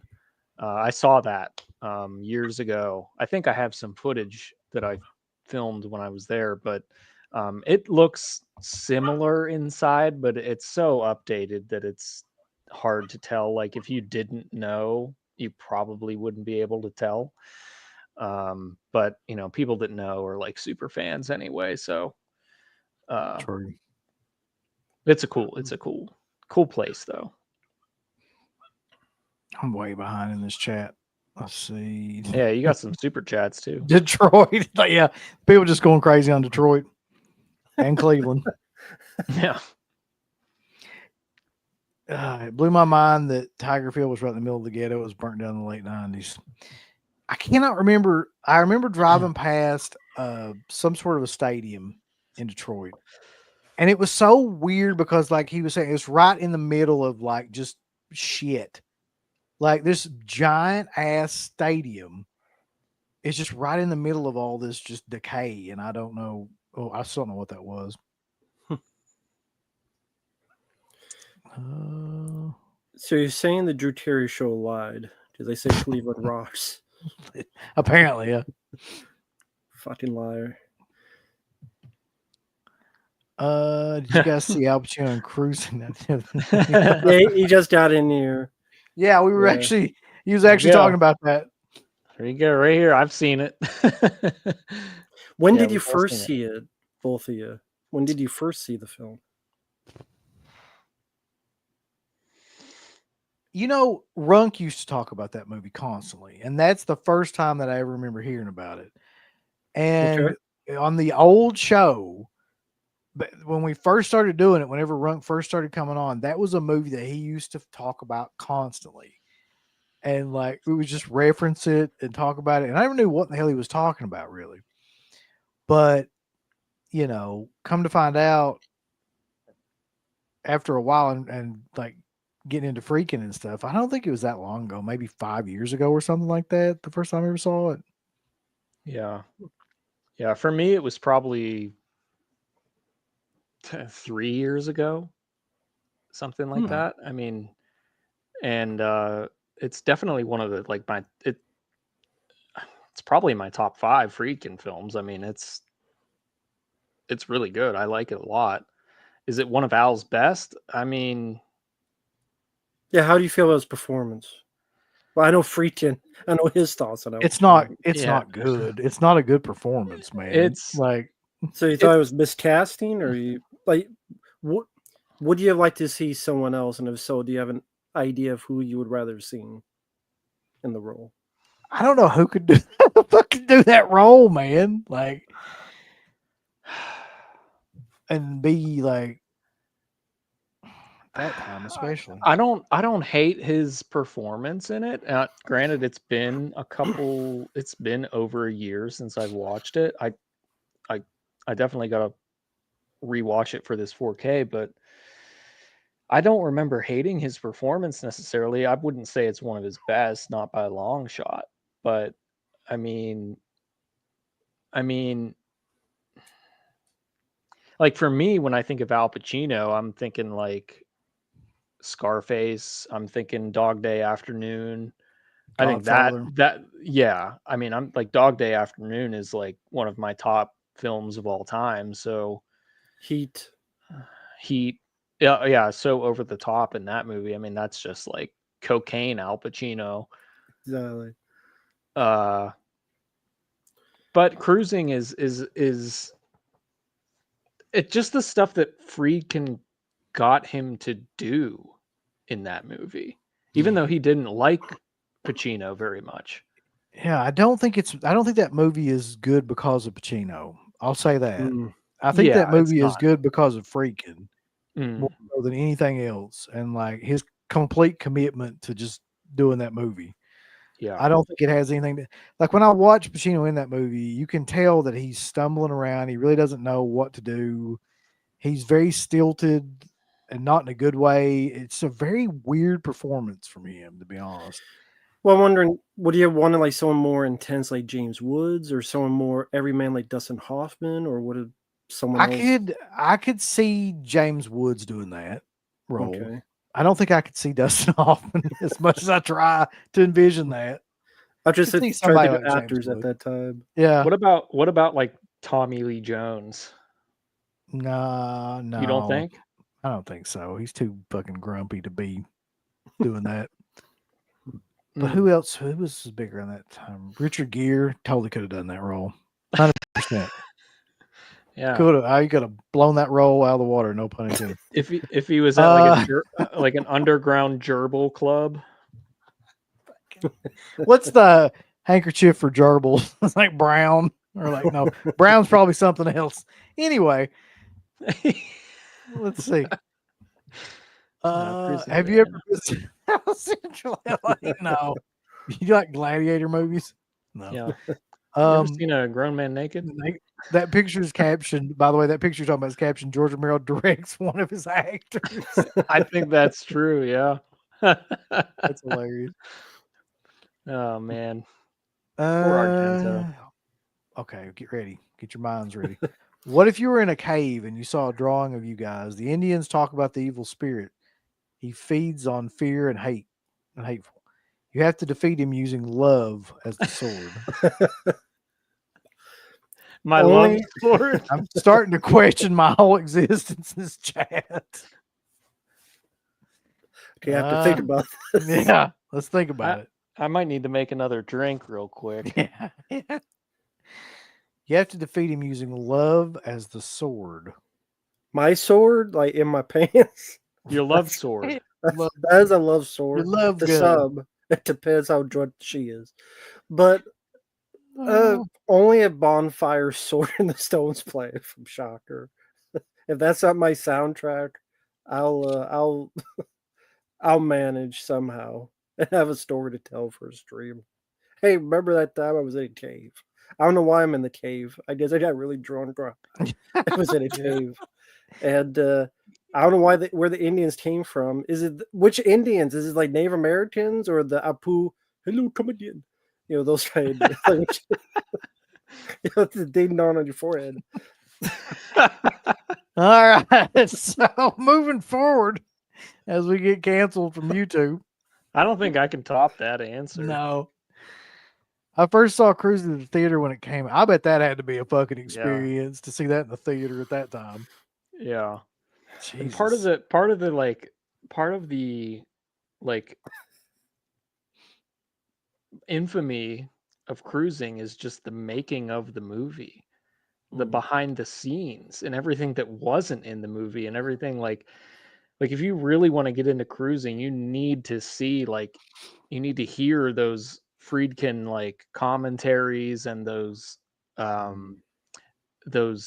lectures that he gave and where he talked about cruising and the making of it. Like same thing with Sorcerer, really. I mean, Sorcerer can stand on its own feet with just as a film, and also the background of it is really amazing. But I feel like the more you know about the background of cruising, the more uh the more draw you have to it because of just how insane the making of it was. It was how controversial it was at the time, and I mean, fucking Joe Spinell is in it too, which is awesome. But it's really like a brutal fucking movie too. Like it is very brutal when you really think about it. I only saw it once. I remember not liking the ending because I wanted an answer. Well, the ending is stupid. I mean, I heard you say I that. listen. I will defend a lot of freaking stuff to the death, but I cannot defend the end of that movie. Like the truth of the matter is, like I like a movie, and he does this all the time, where he doesn't give you the answer, Ambiguous. ambiguous kind of endings. But this movie, the ending of this movie just doesn't make any fucking sense. It's just nonsensical. Like I don't know if that's because he ran out of time or money or like the whatever the case was, but it doesn't make any fucking sense. And there's just no way to get around that. Doesn't make sense in the fact of you can't see. Well, I guess I can't say it without giving it away. So I never Yeah, there's mind. no way to talk about it without giving away the movie, really. But There's 2 or 3 things about the movie that are like intentionally confusing yeah, about the plot points where you're yeah. like, what? Like, I I feel thought like he was what? cocaine played a huge part in this movie, like for freaking. Because there's nothing Yeah, else that I could understand that would make sense as to why he did a lot of the things that he did. yeah. I'm This willing is to a forgive all of it though because I like cruising Yeah, a lot. I don't care Yeah. either. Like honestly, the ending of it is such a small part of like what makes that movie great. So I don't really care either.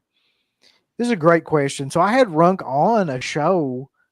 This was about a year ago, I think, maybe a little bit longer than a year ago, and he pops in every now and then to these chats. But I don't know overall like what's going on or like why he doesn't do cons. I think he just got out all that, to be honest. The horror scene and conventions in general. You say Pacino is not a not good in a performance. You have zombie part. Is Al In that Pacino in movie. Zombie? Like what the fuck? Well, I didn't remember. he only mentioned in Cruising. He didn't say Pacino was bad in movies. He said, which I What's mean, the Cruising what's is not one of his best performances. I would agree with that. I think Any Yeah, Given Sunday, Glengarry Glen Ross, Starface, what performance are you trying to compare it to in Dawn of the I think Dead? he's saying like that. I would say that he has a bad performance, but like that Zombie is badly. And let me tell you something. Nobody's watching Zombie for the fucking performances. I'll just tell you. That's definitely Yeah. true. Yeah. That's why, yeah, Dawn of the Dead better than Zombie, and I like Zombie, but Dawn of the Dead Yeah. better. They ain't no Yawn of the Dead. I won't have it. Oh, that Ain't shit no drives Yawn the me Dead. fucking Goddamn it. nuts. God damn it, Dirk! Get out here and defend yourself. To me, it's Sorcerer. I'm sorry, but it's Oh Sorcerer yeah. between those two. If anybody hasn't watched it, I still think about that stream we did wasn't it completely on Sorcerer where we just like babbled on about Sorcerer for like Yeah. 2 hours? Basically, that was it. Yeah. Yeah. I mean, That was a good one, yeah. that's my go-to movie. Like nowadays, it used to be Dawn of the Dead, and now it's Sorcerer. I just want to. It's a comfort film or whatever you want to call it. I'm so fucking excited to see that in 4K, Me man. When you too. really think about it, like it's It's a been a movie that long time definitely coming. benefit from that format too. Yeah. Really good special features too Always on that do. new Yeah. on the new release, yeah. Idle Hands. I haven't seen it since it came out. Probably. I remember it being goofy as hell and Jessica Alba being hot as fuck. I don't know like what else I think about it really. I think it's fun. Yeah. I think, like you said, it's a movie in those 2000s. Like you said, didn't take itself seriously. Some nights nods to Evil Dead. Devin Sawa fighting with his hand like Ash and Evil Dead 2. Yep. And yes, it's fun for what it is. Got some decent gore in it. Yeah, I don't remember really anything about that movie. I try to too, but I just remember he kills his friends and then they become zombies and they all like sit around with him and it's like very odd, but I just don't remember enough about it. Saw Winnie the Pooh, Blood and Honey last night. I know I'm stating the obvious, but it's literally one of the worst films I've ever seen in my life. Yeah. I mean, I could see that. Well, hope him now. You got to see the sequel. Yep. Winnie the Two. Yeah. Bag Winnie of the money. Two. I could say a fucking movie, man. The fact that that's like so many movies now. There's like Mary Poppins, there's Bambi, there's Popeye. That's a whole other rant, whole other topic. Steamboat Willie. Steamboat Willie. Yep. Steaming pile of shit. There's a great story about this too, Mayor, that Friedkin tells about that movie that James Franco made. The interior leather bar. So apparently, like Friedkin was saying that he knew that Franco was making this movie, which is supposed to be about the footage that did not make it in. It's a movie about the footage that kind of supposes what the footage would be that did not make it into Cruising. Because Friedkin has said he shot like 40, 50 minutes worth of footage that didn't get into that movie. And it's all basically just shit that's too extreme from these clubs to make it into the fucking movie, okay? Because a lot of this stuff was real kind of stuff that was just going on that he would have people like reenact and then in the club scenes. So the story goes is that like the movie is almost completely done, and then James Franco calls Freak and is like, "Hey, what was the 40 or 50 minutes of shit that like didn't get shot?" And Freakin's like, "Isn't this movie already done?" And he's like, "Yeah." But he's like, "Well, it was just like shit that I couldn't put in the film, like random scenes of like, you know, sexual acts and things like that couldn't like."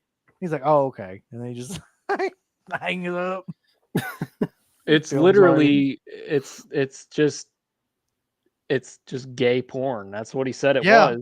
Yeah. Like that it and like a lot of the people in those bars that he during the film, they're not actors. They're just people that hang out at the fucking bar that he was like, we're shooting a scene and just do what you'd normally do.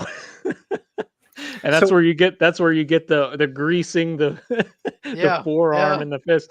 And I'm pretty sure if I had a wild guess is that he probably filmed the rest of that scene but didn't put it in the film. I'm betting you're right, yeah. You know. So is Interior Leather Bar just a movie or is it a documentary? It's a movie, isn't it? I don't think it's a documentary. It was Franco's attempt to make a movie about like what that would look like, I guess. So I've never seen it. I've just only heard of it or heard about it. I'm just wondering, like, so is there someone like playing William Friedkin? And no, I don't think so. I haven't seen it either, but I know about that story. Nothing that turns me off more than just hearing James Franco's name anyway in anything. Here's a super chat. How much money would y'all pay to see the original uncut version of Remake? I'd pay a pretty good lot of money because I love that movie, but it's not for everybody, for sure. I got the Blu-ray, just the old school Blu-ray, and I haven't watched that in so long that I don't remember what they even said was supposed to be in the uncut version. The scenes in hell were much longer, so you see it like very sporadic, like very quick. But from what I understand, like they much longer, much more clearer view of what was going on. And I'm sure probably one of the reasons why it's popping up so fast is because of the ratings. Yeah.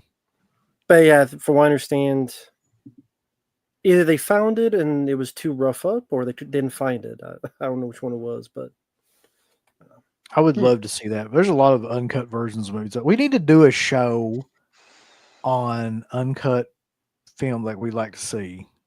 That could be a whole show in and of itself, just talking about like what happened to the shit that went with the film.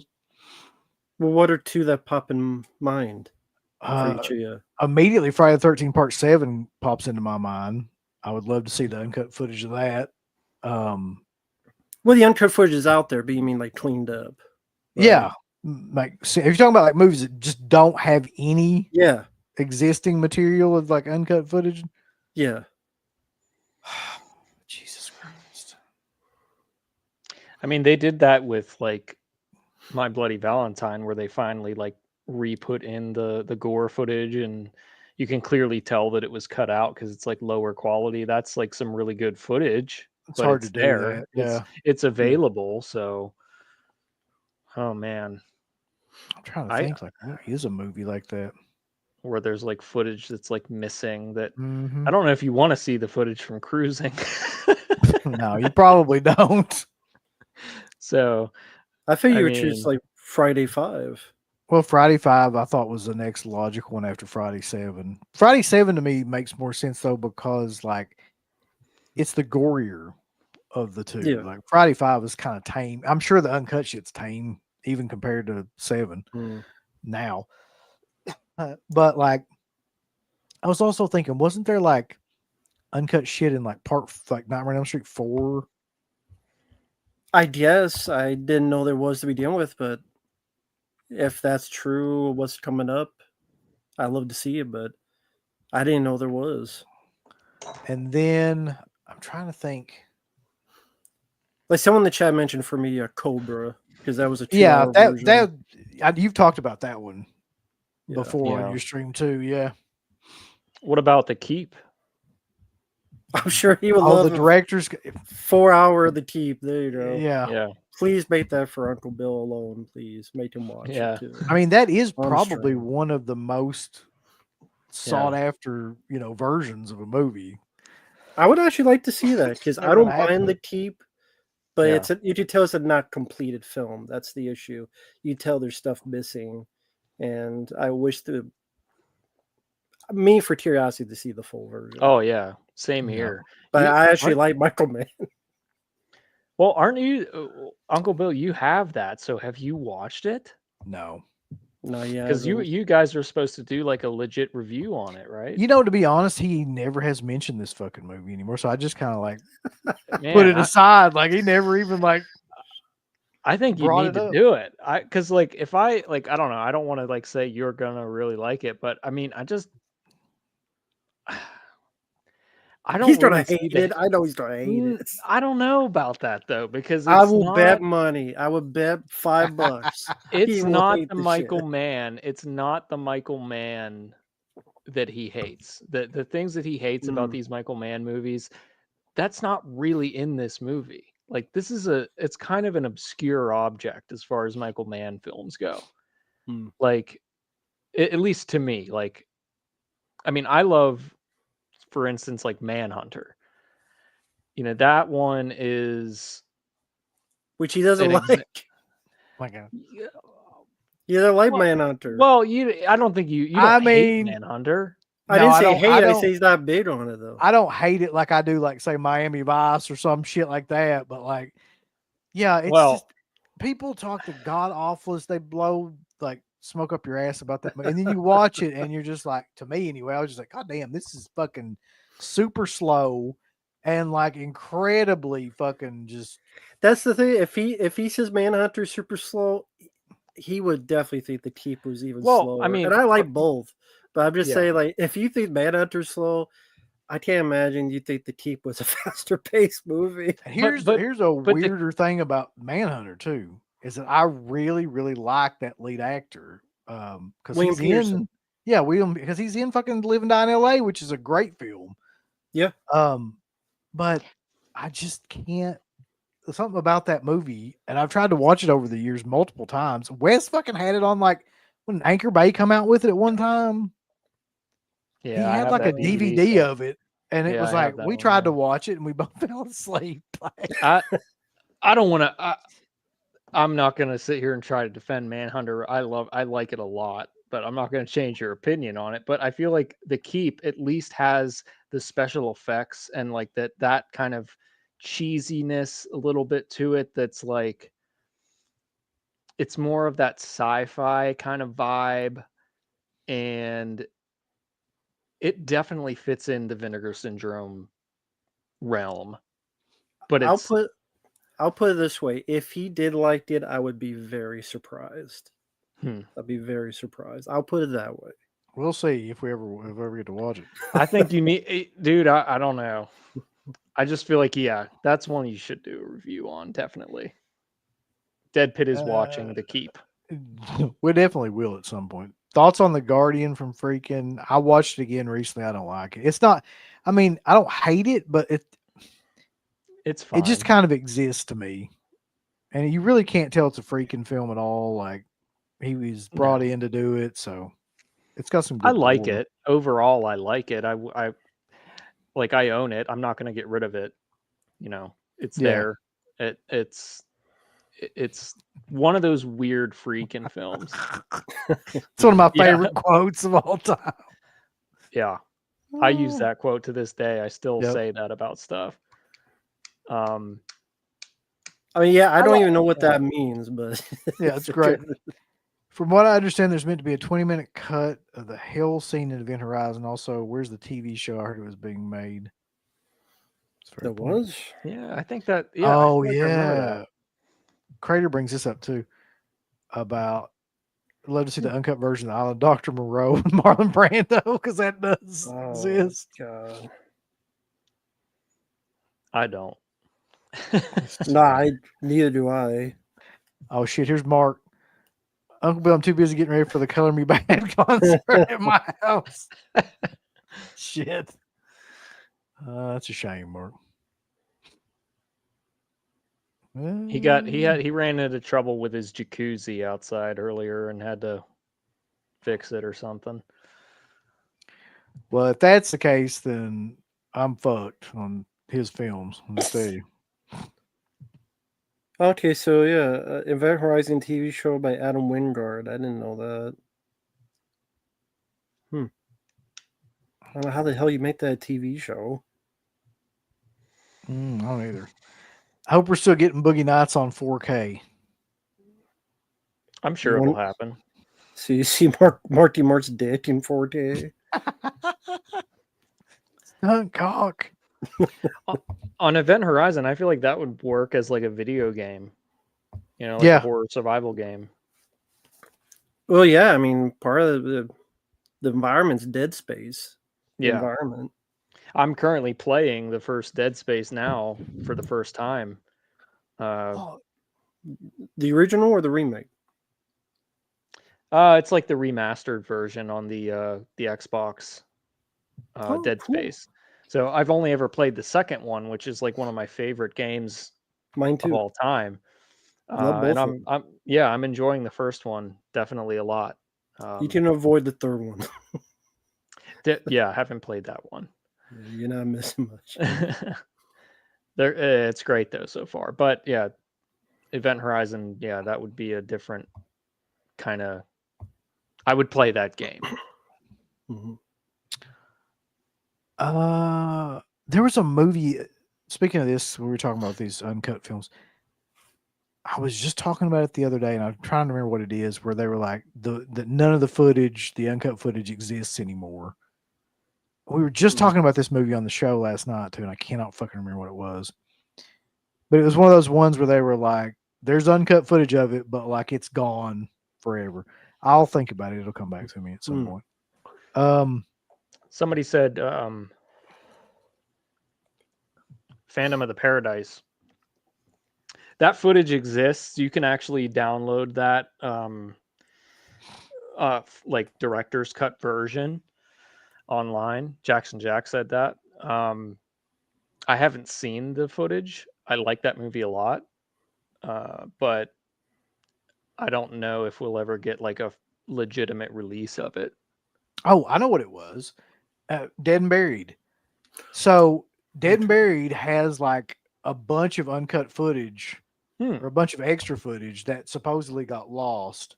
Hmm. And because I looked for it I was on this new release from Blue Underground. I was like, well, maybe they found, you know what I mean? You hear this shit like, Yeah. that's happened years ago, and then they come out with the new 4Ks and shit, and they find stuff and put it on, but it's not on there. So there's apparently a director's cut of that movie that's supposed to exist, but like there's no footage of it that can be found. That's a great fucking movie. Yeah, it is. And so is Death Dream. I watched both of those again recently, and I'm like, man, Yeah. like it's a shame those movies don't get any more kind of recognition than they do. Did you get that 4K of Death Dream on sale? I did, yeah. During that Where'd whole, you get it was from? either Grindhouse? I think it was the Grindhouse sale. It was either the Grindhouse sale or the Blue Underground sale when they were doing the grind. I don't know, but all that stuff was on sale because I wouldn't have bought it if it wasn't. Yeah, that's what I'm saying. Because I'm kind of pissed that I missed it because I still don't have that yet because I'm like waiting on the price to drop. So I was like, where the Those hell were did you get? $20 or $24. I can't remember which, somewhere in that range. And Yeah. they never get to that point because Blue Underground never goes down, like unless they're one of those sales. I need that Death Dream one. I need that Yeah. one. But yeah, that would be Anyway, great. are you doing any new shows similar to Tour of Italy? Not anything that I've got planned. I don't know what to do next. Like I'm kind of at a stalemate with like what kind of series of shows to do. Rambo and I, here's what we need to do. Rambo and me and Marq or somebody need to do like unknown action film show. Like a show similar to those shows, but with action films rather than like horror films. I'd be down for it. That's an unexplored, untapped kind of thing. Lorenzo Lamas. Snake Eater. Exactly. Well, son of a bitch. Look here. Snake Eater trilogy. How nice of you to join us, Marq. And 2 hours into the fucking show. I finally escaped. I've been set free and I'm here. You Don't finally Rambo fixed the started. jacuzzi. Yeah. Yeah. Your black card is no longer revoked. It's been reinstated. That's right. Yeah. Did you see this, Marq? What's that? Oh God. I just wanted you to see that. Man. So what I missed? What's going on? Everything. Nothing, just Where the to entire begin? stream. Yeah. I mean, it's just been all over the place about topics and stuff. I'm not even sure where to begin, really. Cool. Well, Talking about the Toxic Avenger, the new photos that look like shit. Yeah. talking about uncut films you would like to see, like the footage from. Mhm. That was like one of the last things. Oh, and I mentioned the Universal 4K of Daylight and Dante's Peak were taken away. What the fuck happened with that? Was that a licensing thing? Yeah, apparently licensing. That's what OCP said. So It's after like a day or two, it's out of print and selling for $130. The funny thing, what he said, which makes this even more killer, is that it's temporarily out of print, and he was saying that it'll be back on there, but like people are already putting it on eBay for like $140. So somebody's going to buy that and then be extremely pissed off. I saw that and I was like, how the hell is it out of print already? Like it popped up on my feed because I have like a boutique label subreddit thing that I follow. And I saw it on there. I'm like, maybe they're mistaken. Like, I don't know what that's about. So then I go in the Discord and then it was in there too. So yeah, that's crazy. I mean, hopefully they get that worked out. I mean, most people probably got their orders, like you said, canceled or whatever. So that sucks, man. Did you, Mark, order the Beyond? Not yet, no. Are you I did going see to it. order the Beyond? That fucking price, man. Look, I don't want no more of this pussy shit about this price. Y'all are both going to order the Beyond. And let me tell you something. If it got down to about 500, your asses would be on your computers quicker than if there was a fucking porn of like Jennifer Lawrence or somebody on there. So don't give me that bullshit. Me and Mark are on the same page. We both haven't ordered it yet because I'm like looking at the $75 going, son of a bitch. Wait, Exactly. you wait till they send out the email where they're like, we've only got like a couple hundred. The motherfuckers will be like, oh shit. Or when they just say it's sold out and you just start Yep. punching the wall. Yeah, you could just buy me a copy. I mean, if you want me to Yeah. have it, like, I could. You know what? what the hell's that? You don't want to know. Oh my god, I see it now. It's just Yeah. glad You I missed missed that. No, you didn't. Yes. You're not missing anything. There you go, Jeez. Mark. So here's a Yeah. good question though. Just rewatched Body Double and Femme Fatale. What's your favorite DePalma movie? Hmm. I mean, Body Double's up there for me. Yeah, And so is Scarface. I mean, that's. Yeah, I know a lot of people say it, but for me, it's always been Scarface. Blowout is my favorite by far. Yeah. yeah, that one's another one. I But think I- I'm tied. I'm yeah. tied between Body Double and Scarface for me. But I do really like Casualties of War. I think that's a very good one. That Mhm. doesn't get talked about as much. I always forgot he did that. Yeah, it's a very good one. Pretty much every film he made in the 80s is amazing. If I'm being honest, like He just Dress has to such Kill. Yeah. such a wide variety. Like, you go from Carrie to Dress to Kill to Heat, to the Mhm. Scarface. It's like this broad like spectrum of like cinema. And oh my god, like it's so hard to pick. I'll tell you, for Uncle Bill, Mm. DePalma or Friedkin, would you still choose Friedkin? Yeah. Over DePalma? Really? Yeah, I would. Okay. I love De Yeah. Palma, but Freakin' is just there's something about his films, even though I don't think he did as many as many great films, but Mhm. the films that he did that are great, there's something that exists in those films that are beyond anything I've ever seen anybody do. They're like almost so real and intense that like they just go beyond anything anybody was doing at that time. I was gonna say his signature style, like for you, it's like it's not replicated by any other filmmaker. Almost documentary like. Yeah, if you look Mm. at the French Connection, The Mhm. Exorcist, Sorcerer, Cruising, if you look at those, something about those movies is just beyond any of those other guys to me. I watch Brian De Palma movies for that more of like that cinematic experience of like escape for like entertainment kind of thing because Yeah. they are really entertaining. But Friedkin is more of like a visceral Yeah, experience. well, that's what he wanted. So I mean, Yeah. it makes sense. Mhm. Yeah, and when you watch De Palma, you just get the feeling that like he's just borrowing from like a bunch of different people. Like he's borrowing from Hitchcock and he's borrowing from all these other guys, and like you can see some of that in it. When you watch Freakin' though, you just get the feeling that the dude is just like making shit up on the fly. He's not really like it's more of like Mm. you know a live version film than that, where you just get the film with De Palma that he was doing multiple takes of everything. Mhm. I'm as from Ireland. I may have to go with DePalma for me. Yeah, I This mean, is- I wouldn't this blame you. stuff I is wouldn't argue crazy. with it, but yeah. It's just a crazy. personal preference of mine. Plus, they didn't make that overrated fucking Exorcist movie. It's overrated as fuck. I'm You gonna had to act like throw that one that. in there. I'm gonna act like that wasn't even said. And just move on with Now my you don't have life. to deal with it. Like that you had a traumatic brain injury or something. That mellow yellow's getting to his head, man. I don't know what to tell There's you. been one good Exorcist movie. That's part 3. I stand by that. Oh God! I stand by that.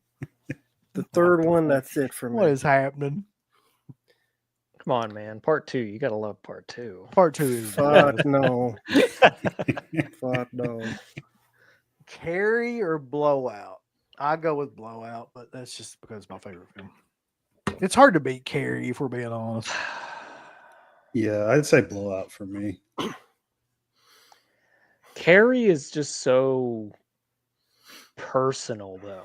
Carrie has such a human, like, struggle, suffering kind of like vibe to it that is like could connect to like anyone almost, like that Mhm. that character, anybody that's ever felt like in any kind of alienation, or it's like a really visceral type of a character. But Blowout is so like uh, uh, you could compare it to anything like Scorsese type stuff or Hitchcock. It's just like this grand scale of like a film. So I don't know if you could like even put the two together. I mean, they're both so fucking good, but Yeah. uh that's like really cutting the line there. That's like splitting hairs with like Carrie or Blowout for me. I don't know. I don't know which one I could pick because I love them. I love them What both. about Carrie? What about Carrie or Scarface? That's not the question here, but I'm just curious. Like, if you had to pick, Scarface for sure for me. Well, the previous one, Probably- Carrie and Blowout are good, but I would choose Blowout, and then here's Starface. okay. X-Ray Punch says, should I even like Femme Fatale? He made this is true. Probably, if not for DePalma, Stephen King would not be known as like Stephen King. If you think about it. Yeah. Yeah. Imagine if DePalma did it. I mean, my what would God. that look like? What would that even look like? That's a great question. What the hell would that look like? Because Yeah. I 'Cause can't that's imagine De Palma doing like a film about a bunch of kids. You know what I mean? Like, Right, exactly. Yeah. I have no idea. It'd probably be killer though. I'll say that. He'd figure out a way to make it work. Yeah. Mhm. I don't know. That was the first Stephen King film, wasn't it, Carrie? It I had think to so. be, right? Yeah, I These mean, have it to was his be. first Yeah. book. Yeah, so I mean, it Mhm. had to be like one of the first film, if not the, it had to be the first. Let's see. That's true. Nobody ever talks about this movie. This movie's great. The Fury is really good too. Mhm. It outdoes Scanners at the ending. It does to me too. Yeah. Yeah, it's like a full body explosion Yeah. and all that. Yeah. Scanners is really boring, guys. Like, I'm gonna be just really honest with you. Like, It kind of is. I've tried to get into Scanners multiple times. And aside from a couple of scenes with Ironside, that movie is a drag to watch. It Yeah. just I, fucking I like Scanners. Like, I'm fine with having the Blu-ray. I'm not going to upgrade to the 4K. I'd rather watch. I like The Brood more than I like Scanners. I do too. I Oh, like yeah, pretty me much too. all of his movies more than Scanners, Yeah. to be honest. And the Brood is a somewhat slow film. It's not necessarily action packed. You couldn't really, but Scanners. It's because everyone's, oh my god, the head explosion. That's why everybody talks about Scanners. Everything else is just like it's I think it could have been a lot more compelling if it didn't have Stephen Lack as the lead. Well, yeah, That's the that's main the biggest problem. problem. Yeah. Yeah. That's why I watched Standard Cop. I love. You could I watch love any Scanner Cop. Yeah, watch any other scan and it's like better than that movie. people that are like sleeping on Scanner Cop 1 and 2. Those are both a fucking hoot. They are really fun. And Richard Lynch is the bad guy in the first Standard Cop, right? Richard Lynch.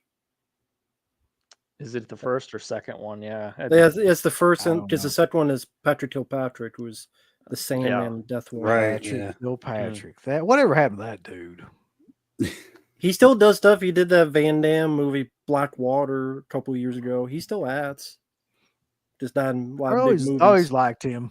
I thought he was a good bad guy. He's a good heel. I'd Yeah. say Yeah.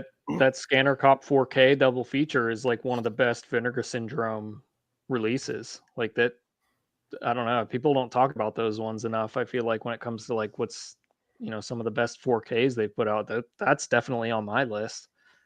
Mhm. Those are I'd agree. Yeah. so fun. Yeah. They're better than Scanners, the first Scanners. Of course. I want Ken Russell's The Devil's Well, who the fuck doesn't? Like, everybody's been talking about that movie for hell and ever. Hell's better than Hundreds of Beavers, which I saw your comment, Matt. Since we both saw that movie. What the fuck were people hyping that movie up? Yeah, I kept Hundreds of wondering, like, why Beavers. did it keep selling out like over and over and over again? What was the big draw? I don't know. I'm still trying to get rid of that Blu-ray that I bought with the slip, because like people are still buying it for like over $100 online. Nobody's bought my copy, so if anybody's interested, I have Hundreds of Beavers for sale. I didn't open it; it's sealed, but I watched it online, and I don't get it. I don't understand the hype at all. It's at best, it's like a really good 45-minute short, but after the 30-minute mark, it's like, I'm done with this. For people that don't even know what it is, like, it's creative, it's different, but it's a guy trying to make a modern black and white silent movie that's trying to have a lot of Looney Tunes type of comedy, where literally 2 hours, there's like 40 minutes where it's just him trying to trap. There's supposed to be animals, but it's people in fursuits, just over and over again, with production value that looks like a YouTube video, like a green screen. Like, they didn't even shoot it outside.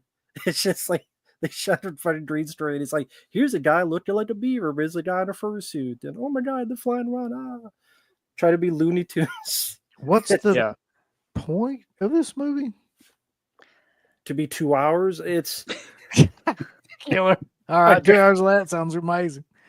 It's a guy who he loses his house, and then he wants to get this girl, and in order to do it, her dad wants this guy to catch 100 beavers, and then the rest of the movie is him making these traps and capturing these guys in fursuits, but they're supposed to be beavers.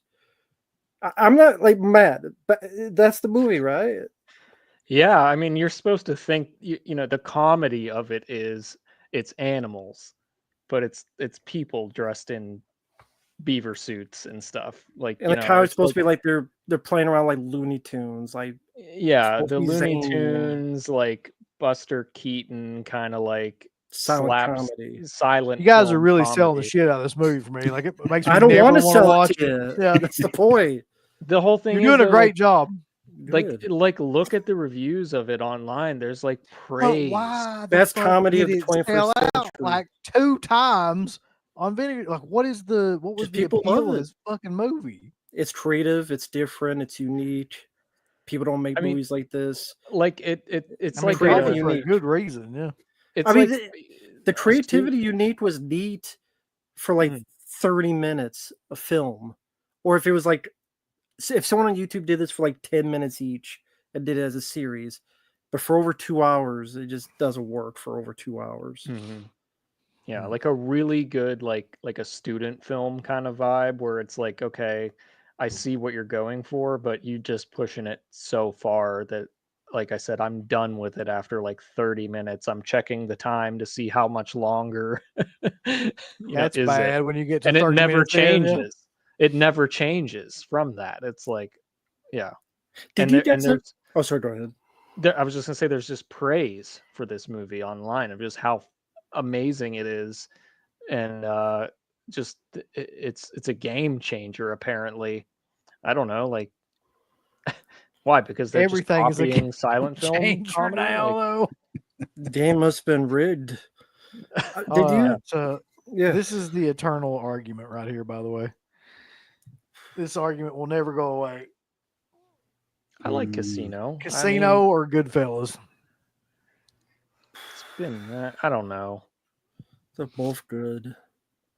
I think they're both basically the same fucking movie, if I'm being honest. Like, yeah, one's in Vegas and one's not.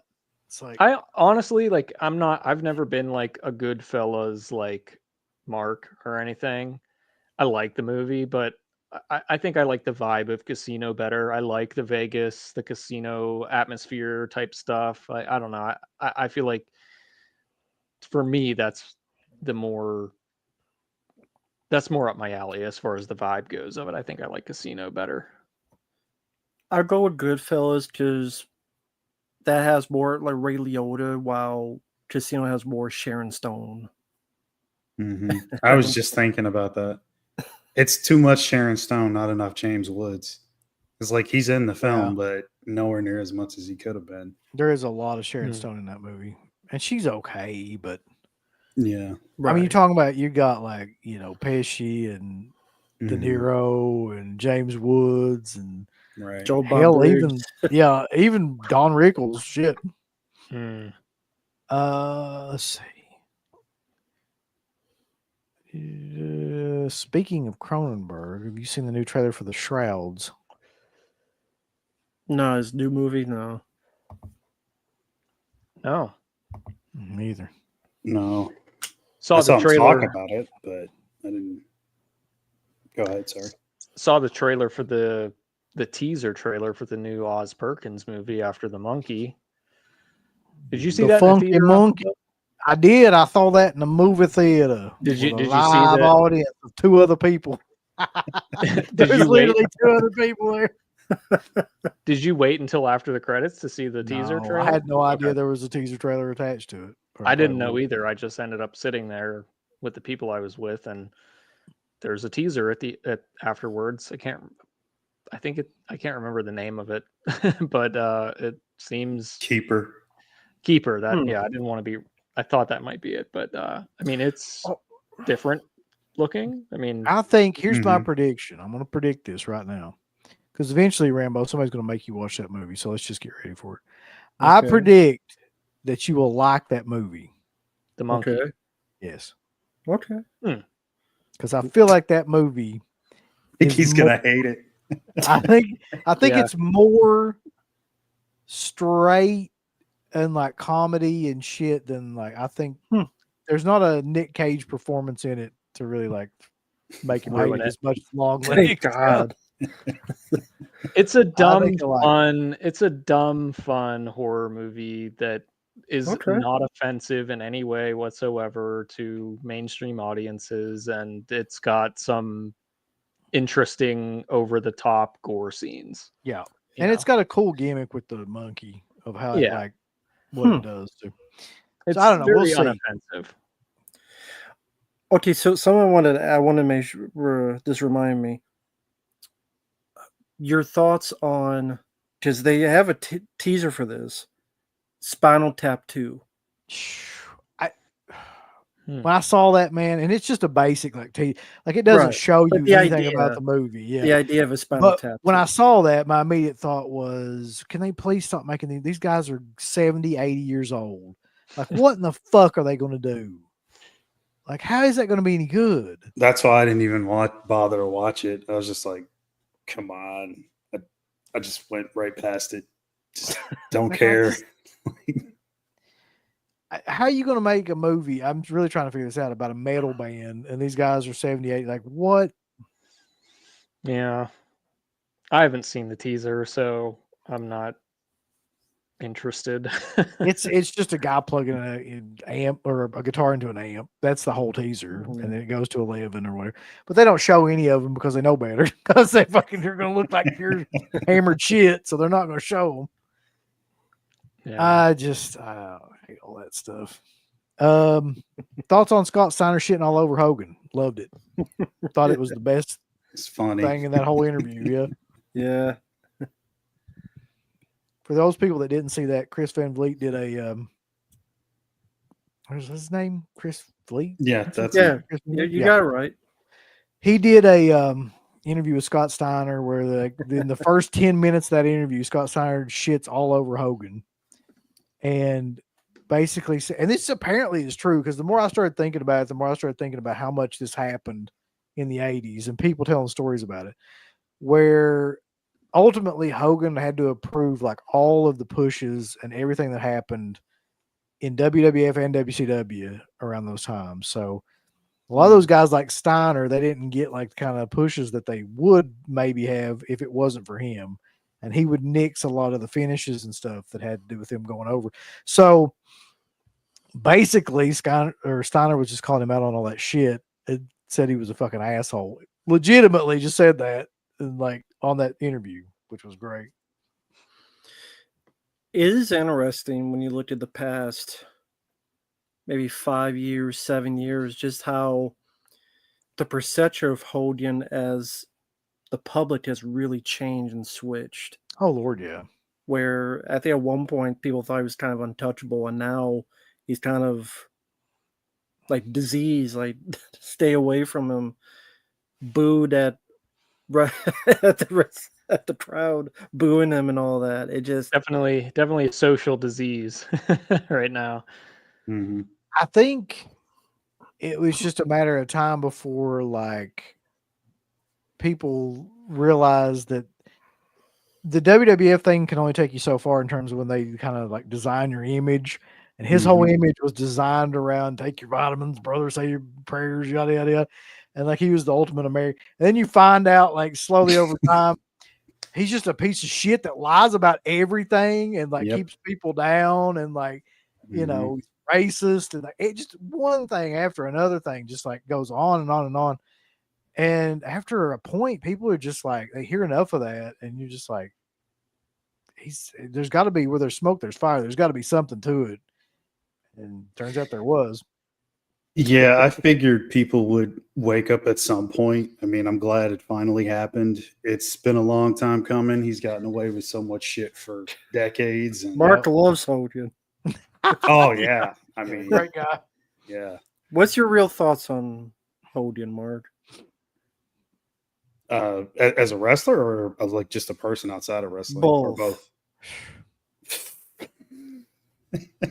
I mean, I think he took every liberty he could within the business to make sure that he stayed on top and only put over people that he wanted to, which isn't really the way to go when you're in a business that's all about, you know, helping each other out. And what's best for business is not always putting yourself over. Yeah, I think he sucks in the ring. I've never been a Hogan fan, even when I was a kid. I always thought he was overrated. And then outside the ring, I mean, well, it's just fucking, it's a piece of shit, obviously. I mean, I've never heard so many people come out of the woodwork, you know, to say somebody's a piece of shit. But yeah, I mean, it's, I don't hear anything good, like ever. So it's like, you know. Would the second guy be Ric Flair? Yeah. Like the amount of people that come to out. me, to me, like it's followed very closely. But Flair's a known racist too. Like if you listen to Teddy Long, yeah, like, I've heard he's him got say stories about Flair, and like other people got stories about Flair, and Flair's also a piece of shit that held people back.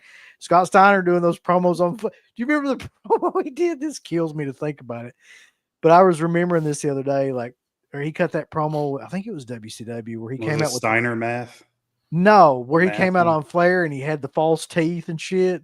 And he put the false teeth in his mouth and he goes, hold on, who am I? And he turned around, he had those like hillbilly teeth in. And he was like jet riding, he was backstabbing. Like I did see that. You gotta look that up, bro. Look up like Scott Steiner, Ric Flair promo when you get a chance about it. Put in like fake teeth or something like that. Man, nobody didn't give a shit more than Scott Steiner around that time period. It was great. And Shane Douglas as well. I mean, I think every promo he cut, like he shit on Flair as much as possible. He comes out and he says, Flair, you old bastard. That's the first words out of his mouth.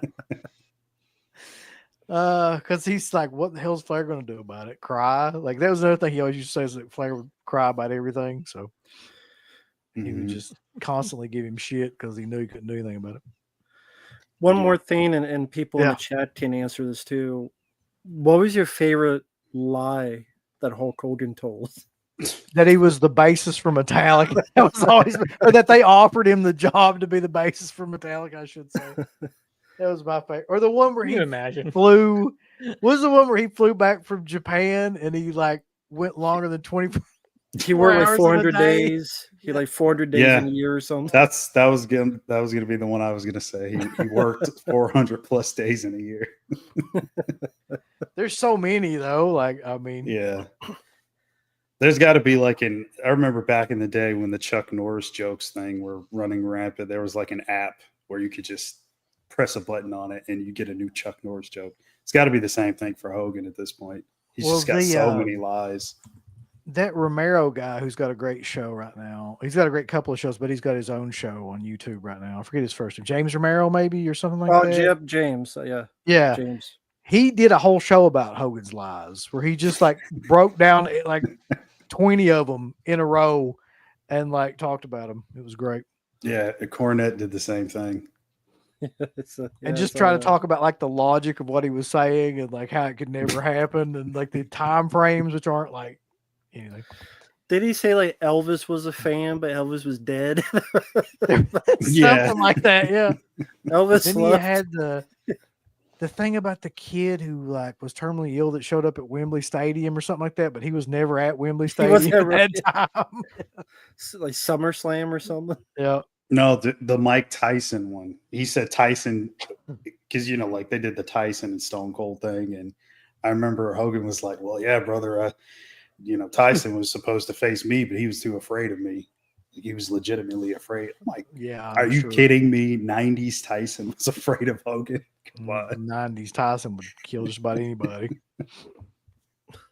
Yeah. Transition off to a question though. Luca Guadagnino did a great job with the Suspiria remake. If you ever decide to do horror again, which other horror classic do you think he could pull off? I do like that movie quite a bit.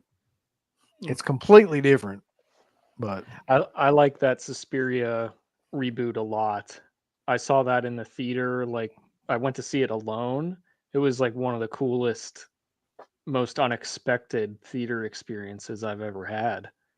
Because that movie is just so dark.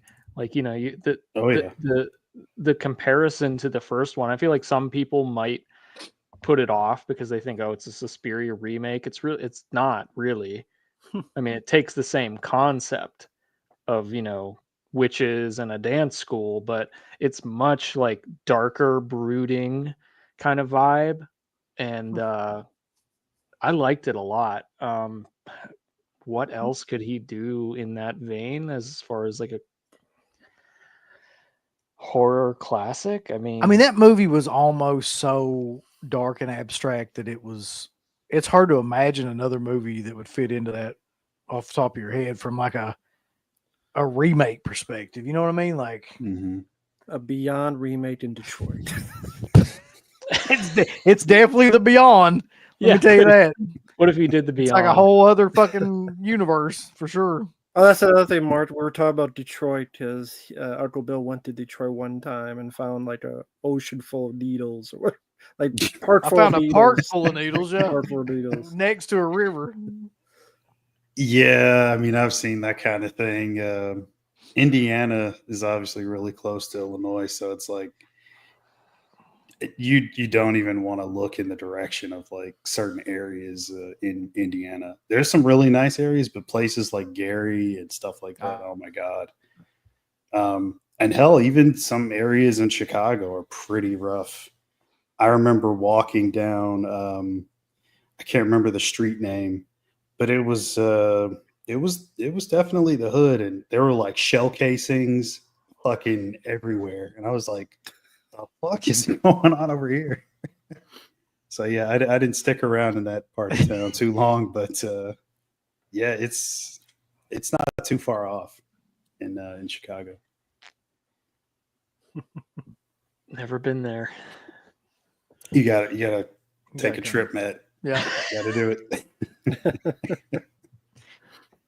Favorite Hogan movie, Mark? Fuck. Cruel Jaws. Gun to your head. You've got to pick a favorite Hogan movie. Oh my God. I don't know. I don't have one really, honestly. I can't pick because like I really don't have one. I had to say one, I guess Suburban Commando. They're all pretty fucking bad. Yeah. I mean, I love Yeah. No Holds Barred, but that's more of a nostalgia thing. Yeah, exactly. Yeah, for me, Suburban, this the nostalgia one. Yeah, that's the one I saw the most as a kid, for sure. I think because that one was always. I saw Ninja Turtles 2 Secretly Ooze countless times, and that was the trailer always advertised on it. Yeah.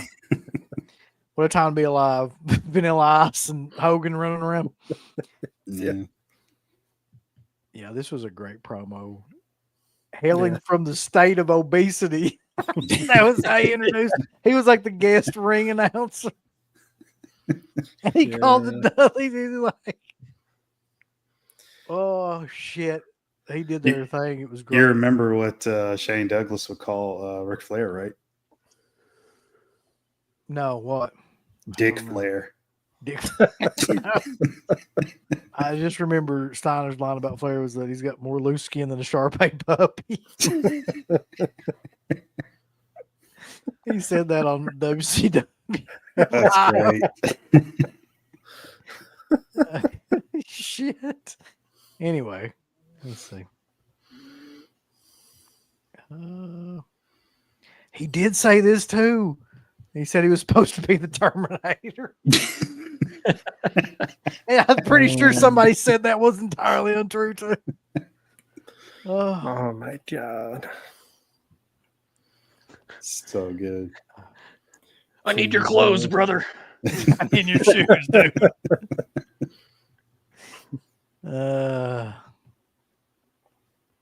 Did a good job with Sphere, but he also did a really crap film called Bones and All with Timothy Chalamet. So I've never seen that movie. Hey, Matt's favorite actor. No. You just Bones. convinced me to never watch it with one Bones. super chat. Bones and all. Well, That's the title? yeah. Bones and all? Wasn't it like the cannibal film, like about cannibalism or something? Yeah, they were like it. I don't want to give away the ending, but I mean, there's a reason why they call that movie that. I guess I had heard about it and what it was about, and never had any desire to see it. Timothy Chalamet is another phenomenon I don't understand. Yeah, I don't even think about him. Like he's just not even on my radar. Like if I see him in a movie, I know I'm not going to go see that fucking movie. Mm-hmm. Yeah. Oh, that's another thing, Mark. We're talking about him and Wonka in those movies. Yeah, I don't. Mm-mm. Not really a big fan of that guy. I don't understand the hype around him. He's like the next big thing. I don't see it. But hey, what do I know? Well, to be honest, a lot of these actors, they're picked because of what Instagram or Twitter followers they have. It's not about. That's actually happening now. Yeah, That's how it is. It's well, Zendaya has this many million subscribers of Instagram, Twitter, so that must mean all of them will go see the film she's in. Same with these other people. So we got to put them in there, and it's based more on that than talent. Yeah. Mm-hmm. Only thing I've ever seen him in that I didn't mind his specific performance is Dune. Like that's it. But everything else, he is not the highlight. Let me say that. Well, depending on how Detroit is, it should be a fucking ocean, apparently. People should just nuke the fucking city. That's what I'm thinking. For what I hear about Detroit. Have RoboCop it's come fine. in. It's lovely there. Nice place to live and visit. The Suspiria remake flopping killed off any interest in remaking Italian horror flicks, maybe for the best. That really, well, yeah, there aren't really a lot of Italian horror remakes at all. But back to my point is that it's not a remake, really, in my eyes. I mean, would you agree with that, Uncle Bill? Like, it's not a really. I remake. mean, No, definitely not. It has the structure being that they're at a dance academy and that there's witches, and that's about it. Yeah, Like, it's like the basic premise alone, and then it's got its own style in every way possible, like from the lighting or lack of lighting, I should say, because it's. I mean, I could see why Argento dislikes it. It's the guy was not trying to homage anything he did. Like it's completely different. Yeah, very muted all Yeah. throughout. Yeah, it's its own thing. You can't really look at it like a Suspiria remake at all. I wish I could put this comment up, but I can't. Anyway, I'll read the first part of it. There's a remake of Anthropophagus on Tubi that no one talks about. I had no idea that was even a thing, No, but nobody apparently does it talk is. about it. I've never heard about it either. That's a movie that really goes hard in the paint to begin with. I don't know how you remake that now. I guess. Is it a Tubi original or what? Probably. I really love Joe D'Amato's stuff. Like, I think he's criminally underrated Italian filmmaker. I really do. Well, this is not a bad idea. I was just Cemetery looking at Man. Sorry, go ahead. Cemetery Man is a 2025 remake. Think about it. Think about it. That has a lot of potential to be a really big piece of shit, though, too. Doesn't I everything, mean, you know? Yeah, that's why. Yeah, exactly. So, who would do that? I mean, could that guy that did the Suspiria reboot do it? Just out of nowhere. This comment. Okay, bub. Go for it. Find the interview. Smoke some DMT. Weren't they going to do a TV show on Phenomena? Wasn't February? that a thing? I think that was a thing. Yeah. Like a month or so ago, they mentioned there might be a TV show on Phenomena. I feel like I remember that a little bit now that you bring it up, but I haven't heard anything else about it. I just don't think people really give a shit in the States about on a level that would make any of that stuff successful, you know? Well, they just pass off as their own original idea. Yeah. That's I mean, maybe you could try to do that, but that stuff is so weird, and like nobody really makes films like that anymore. So I don't know how you do that. Yeah. That'd just be like Stranger Things. Jennifer Connelly's character would be like 12 years old. Just like she'll have a bunch of friends. One's a lesbian. Speaking of which, a modern woke version. Speaking of modern woke versions of shit, what are y'all's thoughts about the Snow White? Shit. Just release it and get it done and over with. They'll bomb. I don't know if I'm necessarily up to speed on the Snow White situation. Is it like a non-white Snow White? Well, yes, it is, but that's the least of its problems. So for one thing, it's Peter Dinklage basically got like all of the dwarves turned into like animatronic, whatever AI fucking things. That those things are scarier than hell looking now. Then everybody kind of gave up on the movie because it just looks like it sucks, and so they projected it would make like $50 million on a budget of like $200 million. So Disney canceled the opening and pushed it back. So that's kind of in this weird like state of limbo right now because it's just another fucking woke nightmare movie. Like that period of time, I feel like is over at this point. And they've still got these projects though that have like been around since that period of time was going on. Mm-hmm. And they keep trying to throw them out there, and like they're just not working. Yeah.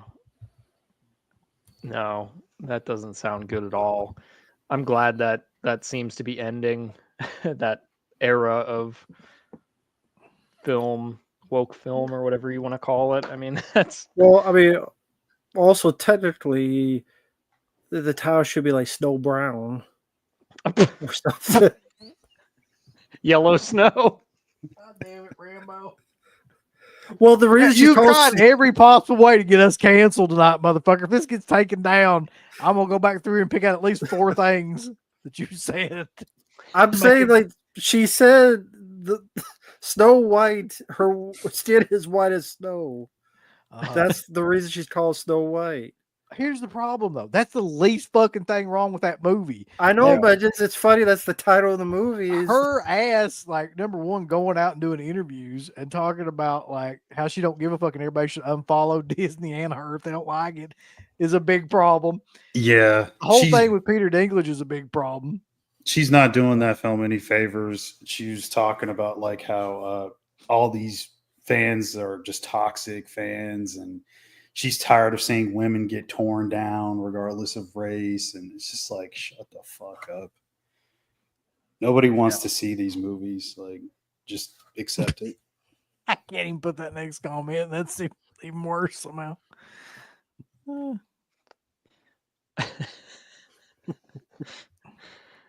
Yeah, that's no good. No bueno. Oh, that's what it was too. Yeah, this was another one of the big things. Said something about throwing out the Prince Charming things that she doesn't want to know about being saved by a man. Yeah. well, I mean, the thing about why is her first name Snow then? What about her Snow? Oh, are we still back to that Rambo? I'm just Rambo's- asking a question. Rambo's like, God damn it! That's she a will be legitimate white. question. We would like it. It's a legitimate question. Why were her parents go, yeah, her name's Snow? Why? Because she's cold? She's wet? She's cold and wet, so we call her Snow. I guess that's why. Timothy Chalamet playing the new Snow White. Yeah. It just doesn't make sense. That's the title. Oh, yeah, that's true. She's fighting with Gal Gadot too. I don't know. Something about Palestine and Israel or something, like they're on opposite sides of that whole bullshit and they're like fighting it out. Ah. Well, also, they say Gal Gadot is hotter than Rachel Zegler. Rachel Zegler keeps talking trash about the original movie, calling it sexist and like, yeah, why would you go out there on a tour and talk shit about the movie that basically made that entire company? Like, trash your own fucking remake of it. She's a moron. She's an idiot.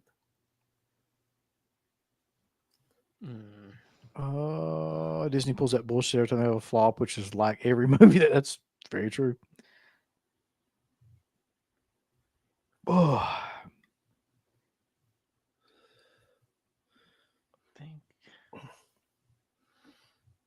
Like they're doing the Harry Potter show, and they're making the Snape character black.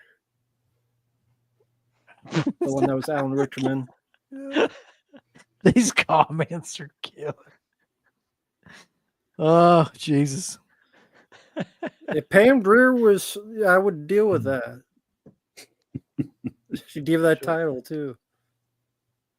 Get the black exploitation set. It could be. In There that. was speaking Black, of Disney though. Yeah, Black Snow. There was a article that came out. I don't know if you saw this, Rambo, or not, but like that Kathleen, is her name Kathleen Kennedy? Yeah. Was going to step down. Finally, it's like they're whatever. And then what made that funny is that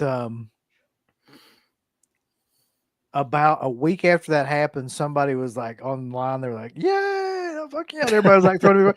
And then she came back out just out of spite and was like, "I'm not really retired." It's like bullshit. And basically just canceled her own retirement. Everybody was like, "Fuck." And the speculation is that she was really going to retire, and that people talking about it so much, just out of spite, she just kind of canceled her own retirement tour just to piss people off.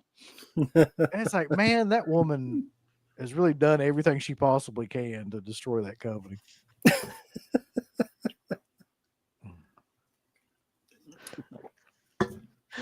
Here's the thing about that.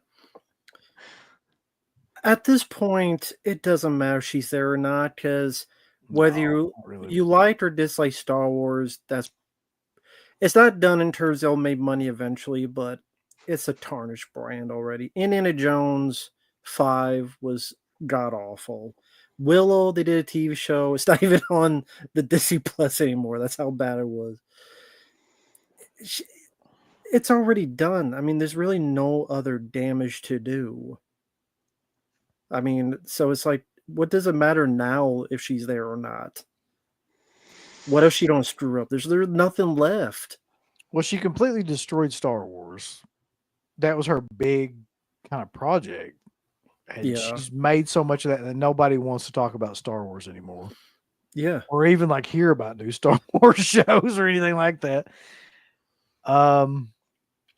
Yeah, so I mean, she did that.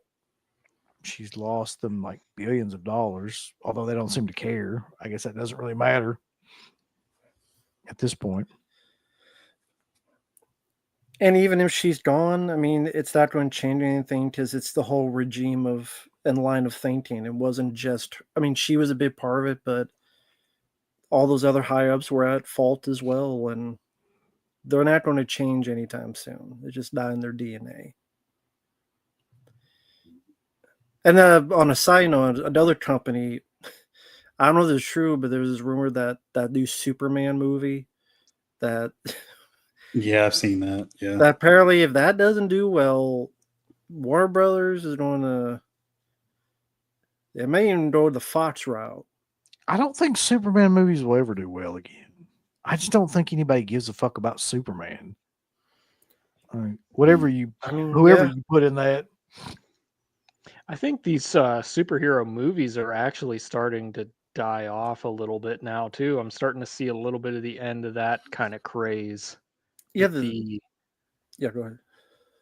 with like that we've had to deal with for the past 15 years or whatever it is. Just the garbage that they keep putting out. It's there still, but I feel like that maybe I'm out of the loop because I don't pay attention to much of those movies at all, but I feel like that's starting to kind of slowly being faded out now. Yeah, the new Captain America, which I haven't seen, but that they say it costs 180 million, but really it costs double that, and it's not even made 400 million worldwide. You want to talk about a movie That's gonna lose when I money. saw that, just saw that poster and everything, I was like, I'll never watch this movie.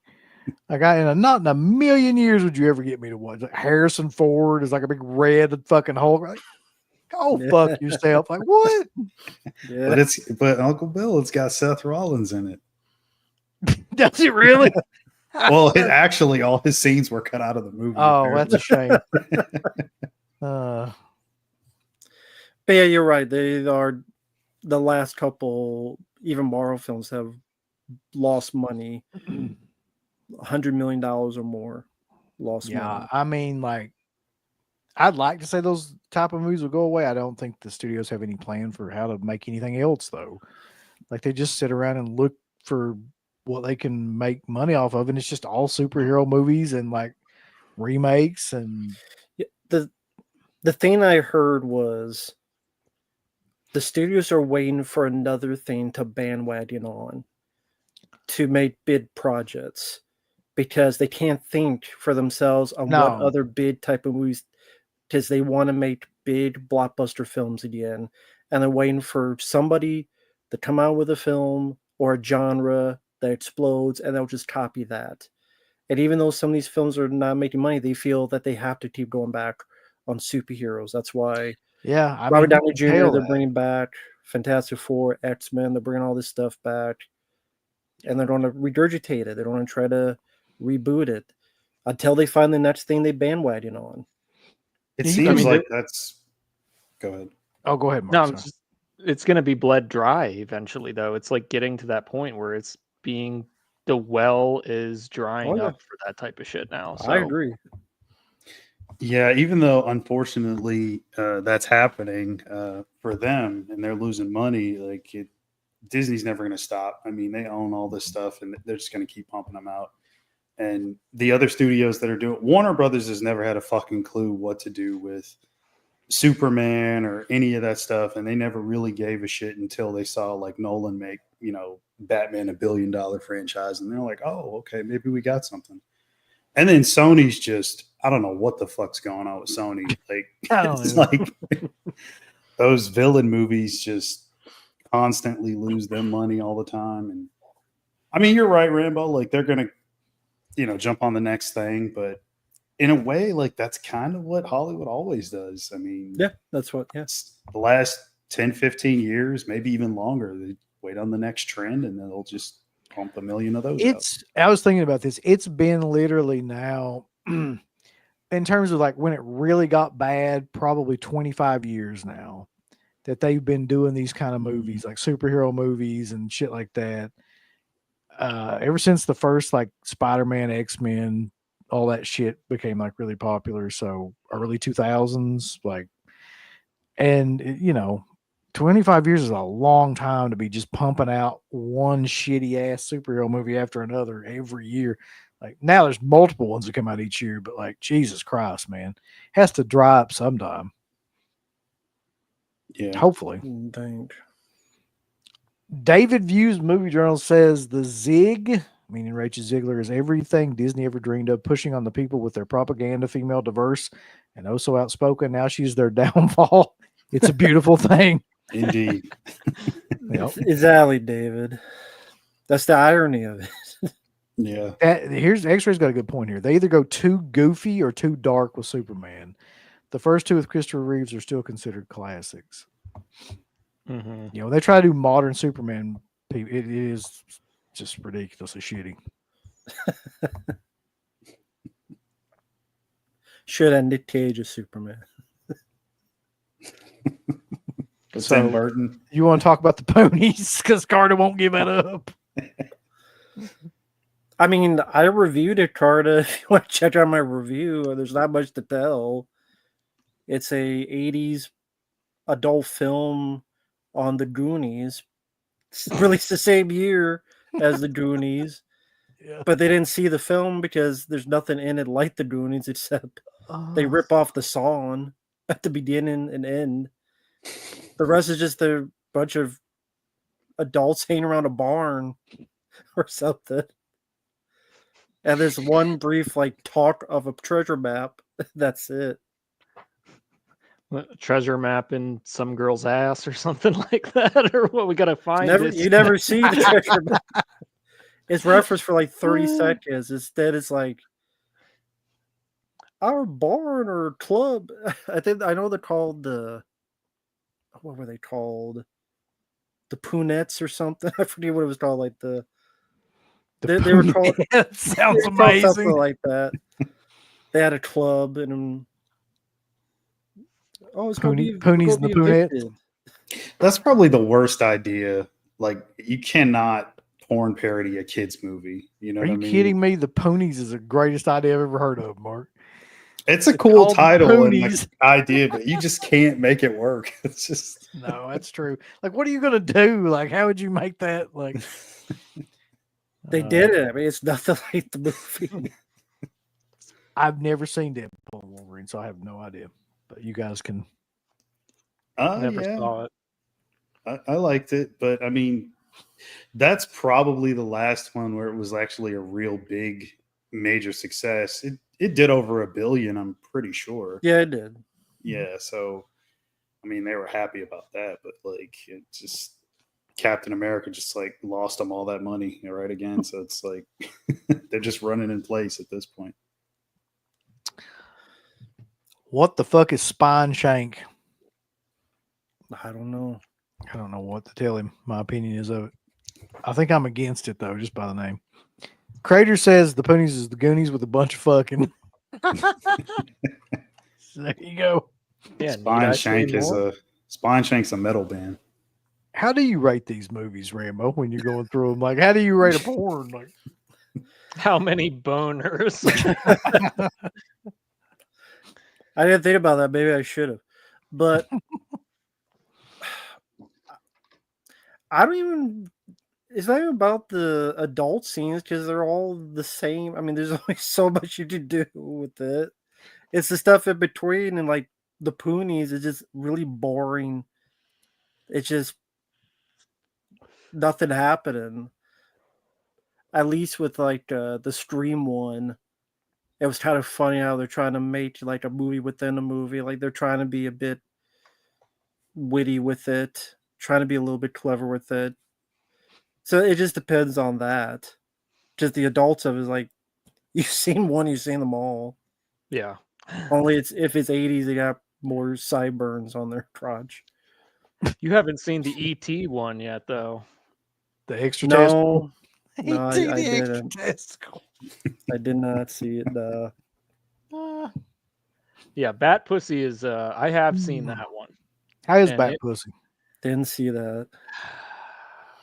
I wouldn't recommend purchasing it. You can see it online. Anywhere you get your adult content, it's there. And it's a sight to be seen. Oh, I'll bet. It's god awful. God awful. I saw a Turkish gay ET movie, Of course you did. Homoto or whatever it's called, Homoti. Yeah, there's a Homoti or something.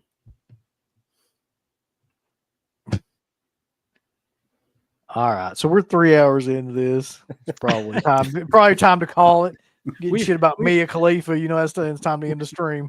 We've stooped down to the porn parody section of the stream. That's when you know. The Turkish gay ET movies. We can't go any further down, I don't think. All right, so for us, so over at Dead Pit, we've got that show coming up, Mark, at some point here soon with the Arrow show. The Arrow season 2 show, yeah.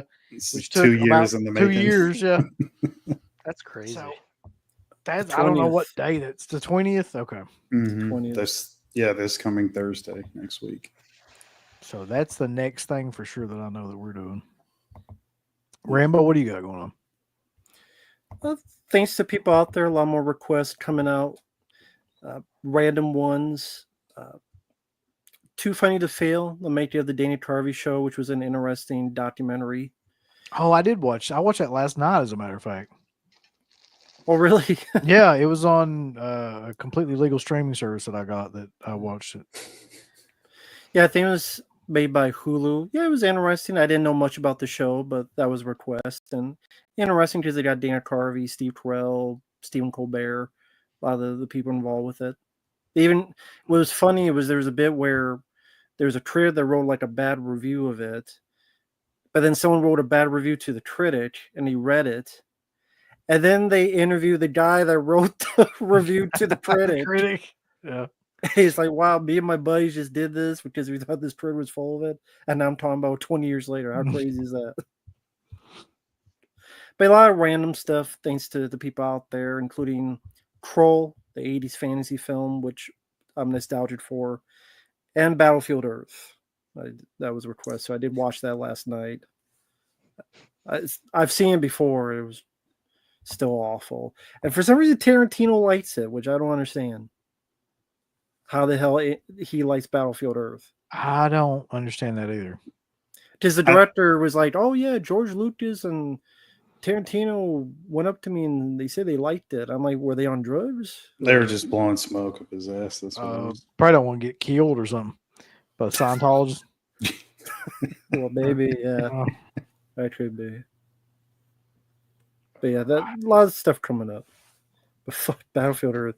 Have any of you guys seen that movie? I know it's a notorious film. It isn't. I have watched it one time. Yeah, I haven't. That was enough. Like every scene is an angle. Mm-hmm. Dutch angle of every scene. We actually have a super chat. You guys seen The Monkey? Did you enjoy the kills? I actually did. I thought that they were a lot of fun. That's the best part of the movie is the kills, really. I mean, that's what you're going in for. I thought the kills were funny. I mean, there were a couple. There was at least one where I definitely laughed out loud. Yep. The swimming pool one. Yeah, that was great. That was great. I figured. Yeah. It's worth it for that alone. But the realtor one got me off guard too. I thought that was great. Where she goes in the house. Yeah. Mm-hmm. Yeah. So, best part of the movie is the kills for sure. Cool. Have not seen it. And thank you, Davey. I did see Abducted in Plain Sight. That was so infuriating because that was a documentary on a case where Oh, the Netflix one? from Oh my 2017 about the two parents let their Man. kid get kidnapped twice. Fuck all those people, man. Is it a documentary series? No, it was just not a series, but it was just a documentary made 2017. Long story short, a Mormon family in the 70s, they knew this guy who was a friend, but then he liked the middle kid a bit too much. And he would say all this stuff about how, well, I'm in therapy, so I have to sleep in your kid's bed, and the parents would let it. Mm-hmm. And then he like seduced each of the parents because they're the biggest idiots you'll ever meet. And then I won't take her horseback riding, and then they don't see her for a long time. But then when they got her back, the guy's wife says, "You better drop the charges, or I'm going to let people know that your husband did stuff with this guy." And so they save their own butts. And The then worst like parents ever. Mm-hmm. this girl, like when she was taken, this guy put a tape so it made her believe that she was abducted by aliens and she needed to do this with this guy to save the world. Like that's how I remember brainwashed she this. I was. watched this back when it came out. I remember that now. We're like, yeah. She was brainwashed. And then the guy called the mom.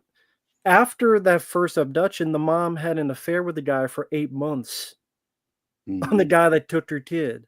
Mm-hmm.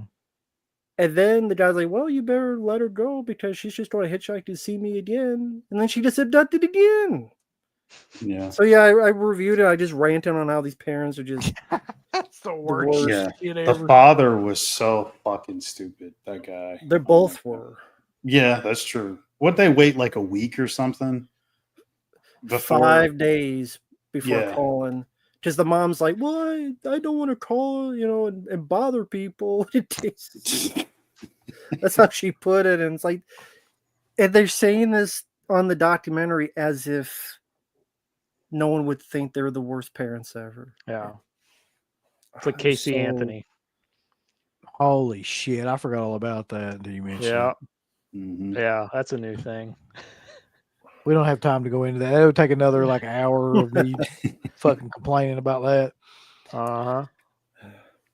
Mark, I know you ain't got shit coming up because you're working fucking 24 hours a day, so you can't have time to be putting anything up.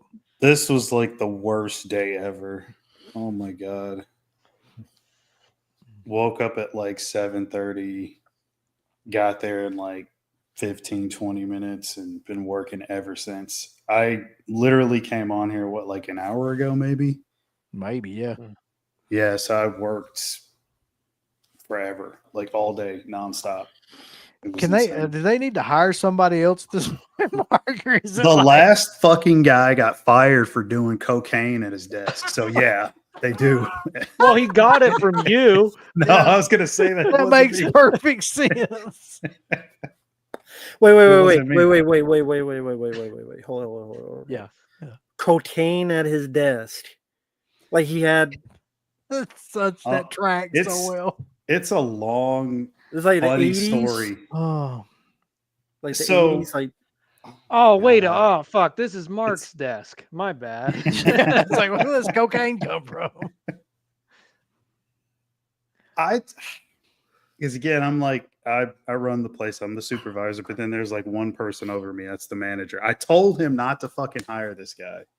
I said, like, let's go with like, the young high school, like, graduate that's like the college student guy. He's like, no, let's go with this other guy. This other guy's got fucking prison tattoos and fucking, I'm like, let's not go with it. But he did it anyway. The guy comes in, excuse after excuse. Oh, I don't have a ride to get to work. I got the stomach flu. Like every day it was like some crazy excuse. The last day he did extort money from the company. And oh my God, he did so That's much amazing. shit. Like I could do a whole show like on the 2 weeks that the guy was only there for 2 weeks. But it's just, and he's like, yeah, he's like, you want some coke? And I'm like, no, man, I'm good. I got a lot of work to do. I can't, He'd be like, well, that's why you need the coke.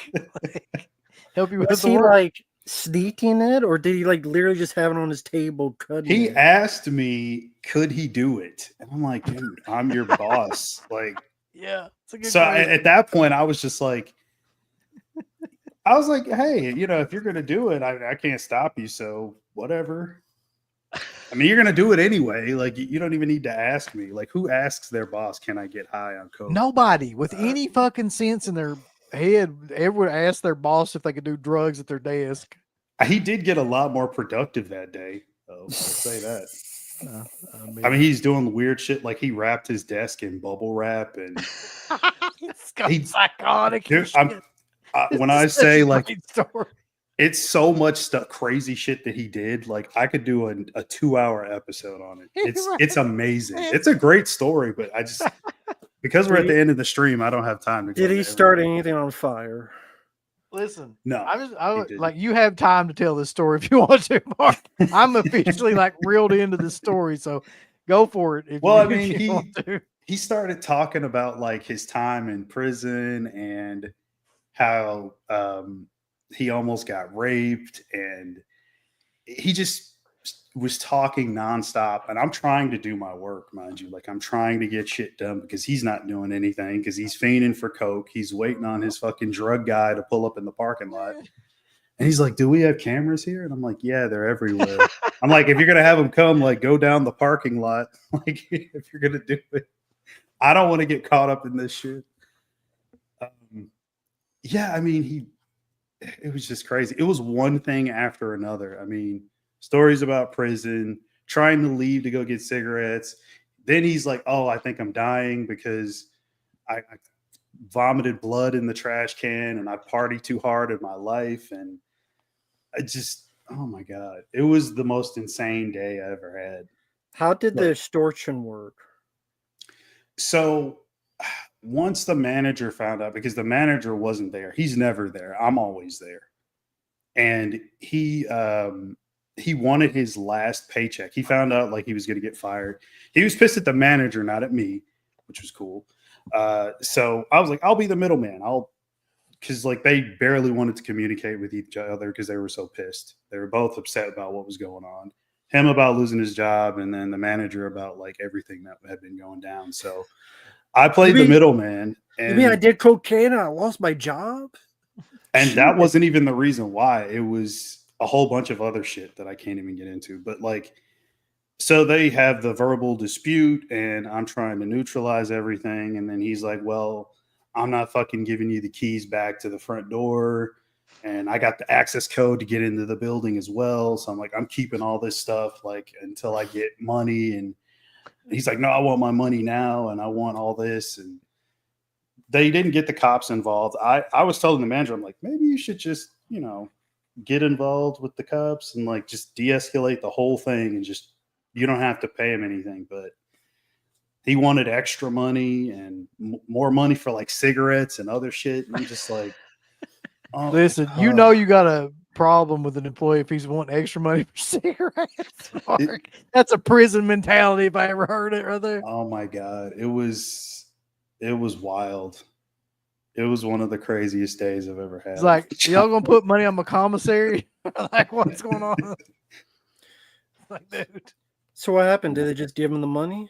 Yeah, they ended up paying him. I mean, they weren't going to get the keys back and everything back if like pay he him. Then yeah, fuck with him, I'll bet. And then like my manager didn't want to go and like deal with it. He sent me to do it, and I'm like, of course, that's what managers do. I could get fucking shanked or something. I'm going into like I had to. So the guy leaves. I think he caught a ride home with like his drug dealer, who like came to deal him the coke and called him back. Then he came, got him. Then he left, and then I had to go to like some really, because like where I work, it's really nice, rich, uppity area. But the part of town I had to drive into was fucking sketchy as all hell. I'm like, dude, I don't want to go over there, but I did it anyway. And yeah, like he gave me the keys and the codes and all that stuff. And then I gave him the money because the manager like sent it to me. So I had to go to the ATM, and I had to get the guys fucking cigarettes as well. And I'm just, yeah, Mark's on his way over to this guy's house. He has to stop at 7-Eleven first. I did. I Ah. literally did. All right, That's exactly where I went. Real quick though, Mark, correct me if I'm wrong. Yeah. You work in IT, right? No, not exactly. No, It's exactly. software development. Okay, but software. So, but this does not seem a realm where this guy should exist in. You know So what I mean? Like, this You sounds gave like him the keys. How did he get the keys? You gave this man keys. yeah, again, I didn't want to hire him, but the manager. I'm not gonna say that. No, never mind. It's just we'll get canceled. I can't say it. I'll tell you guys off stream. All But right. he's Can't a wait to hear little the rest of the story. oblivious to like how America works, I'll say. And Does it he start with can't read. re and end with did? No, but it just I was gonna make reference to where he's from, and it's just he can't read American people the same way I can because I was born here, I grew up here, I know how people are.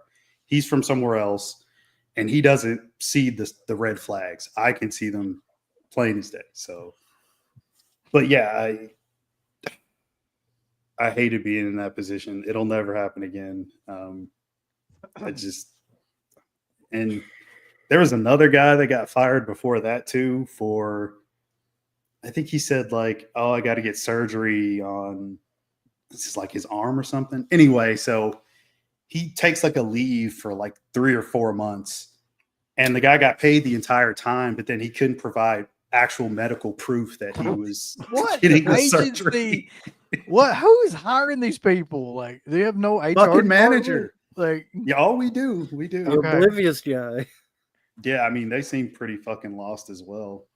But nobody listens to me. That's the problem. Like, I'm like, I don't know why I'm the supervisor. Nobody fucking listens to what I have to say. But so there's a different so the software part, yeah, that's like the main office, like cubicles and like I have my own office like away from all those guys.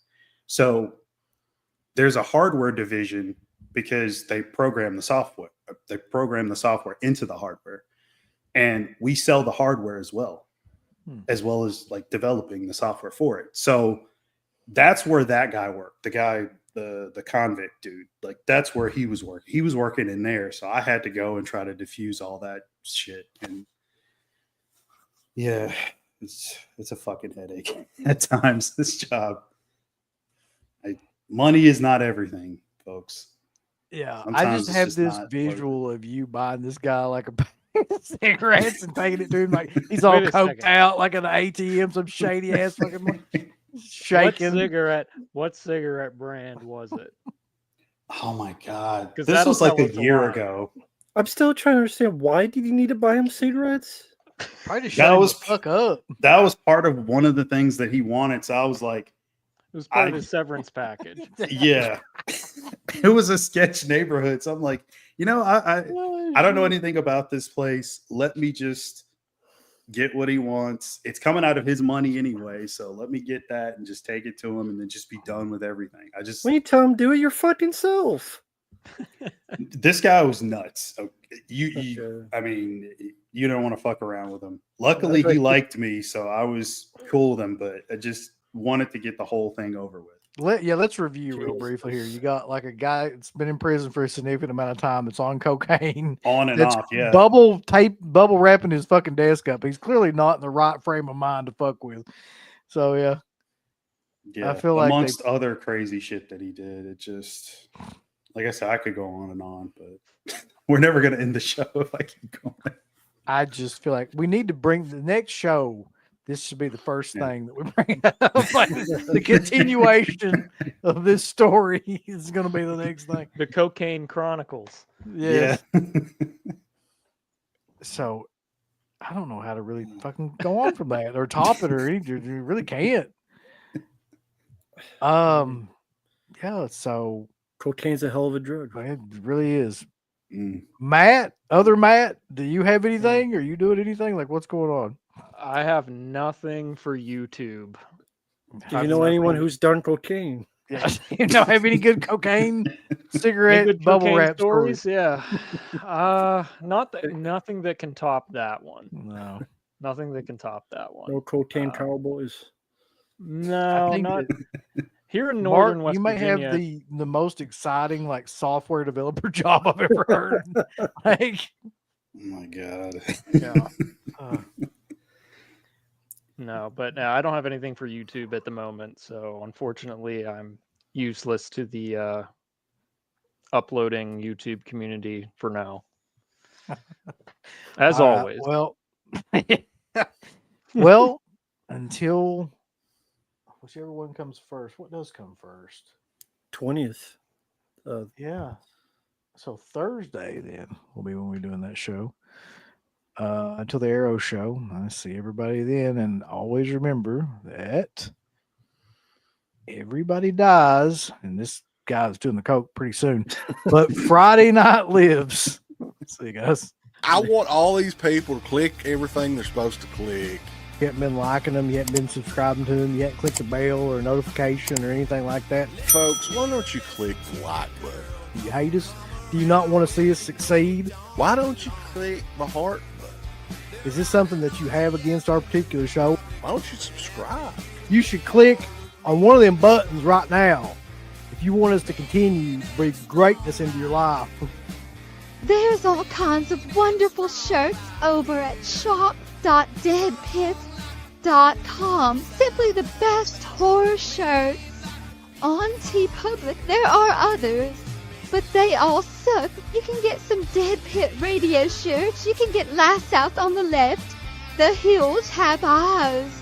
Texas Chainsaw. Oh, wait, you can't say Texas Chainsaw. All kinds of shirts, folks. You're gonna love them. Shop.deadpit.com. Special thanks goes out to our supporters on Patreon. You know what kind of stuff you can get on Patreon, Uncle Bill, starting at only $1 a month? What's that? Access to every Dead Pit show since 2005. We got almost 200 fan commentaries that we've done over the decades. Here's what other fucking Patreons do. They're like, hey, give us money and then we'll let you see a video early that we're going to release like a fucking week from now. And then that's all we're going to give you. Meanwhile, we have a literal jukebox full of songs, thousands of reviews. I don't even know how many shows are up on there now that we've done over the years. Hundreds of thousands. You need to figure this out now and subscribe to us on Patreon and YouTube and Instagram. And help us to 1 million. The road to 1 million subscribers starts today. So deadpitonpatreon.com. Join today. Tier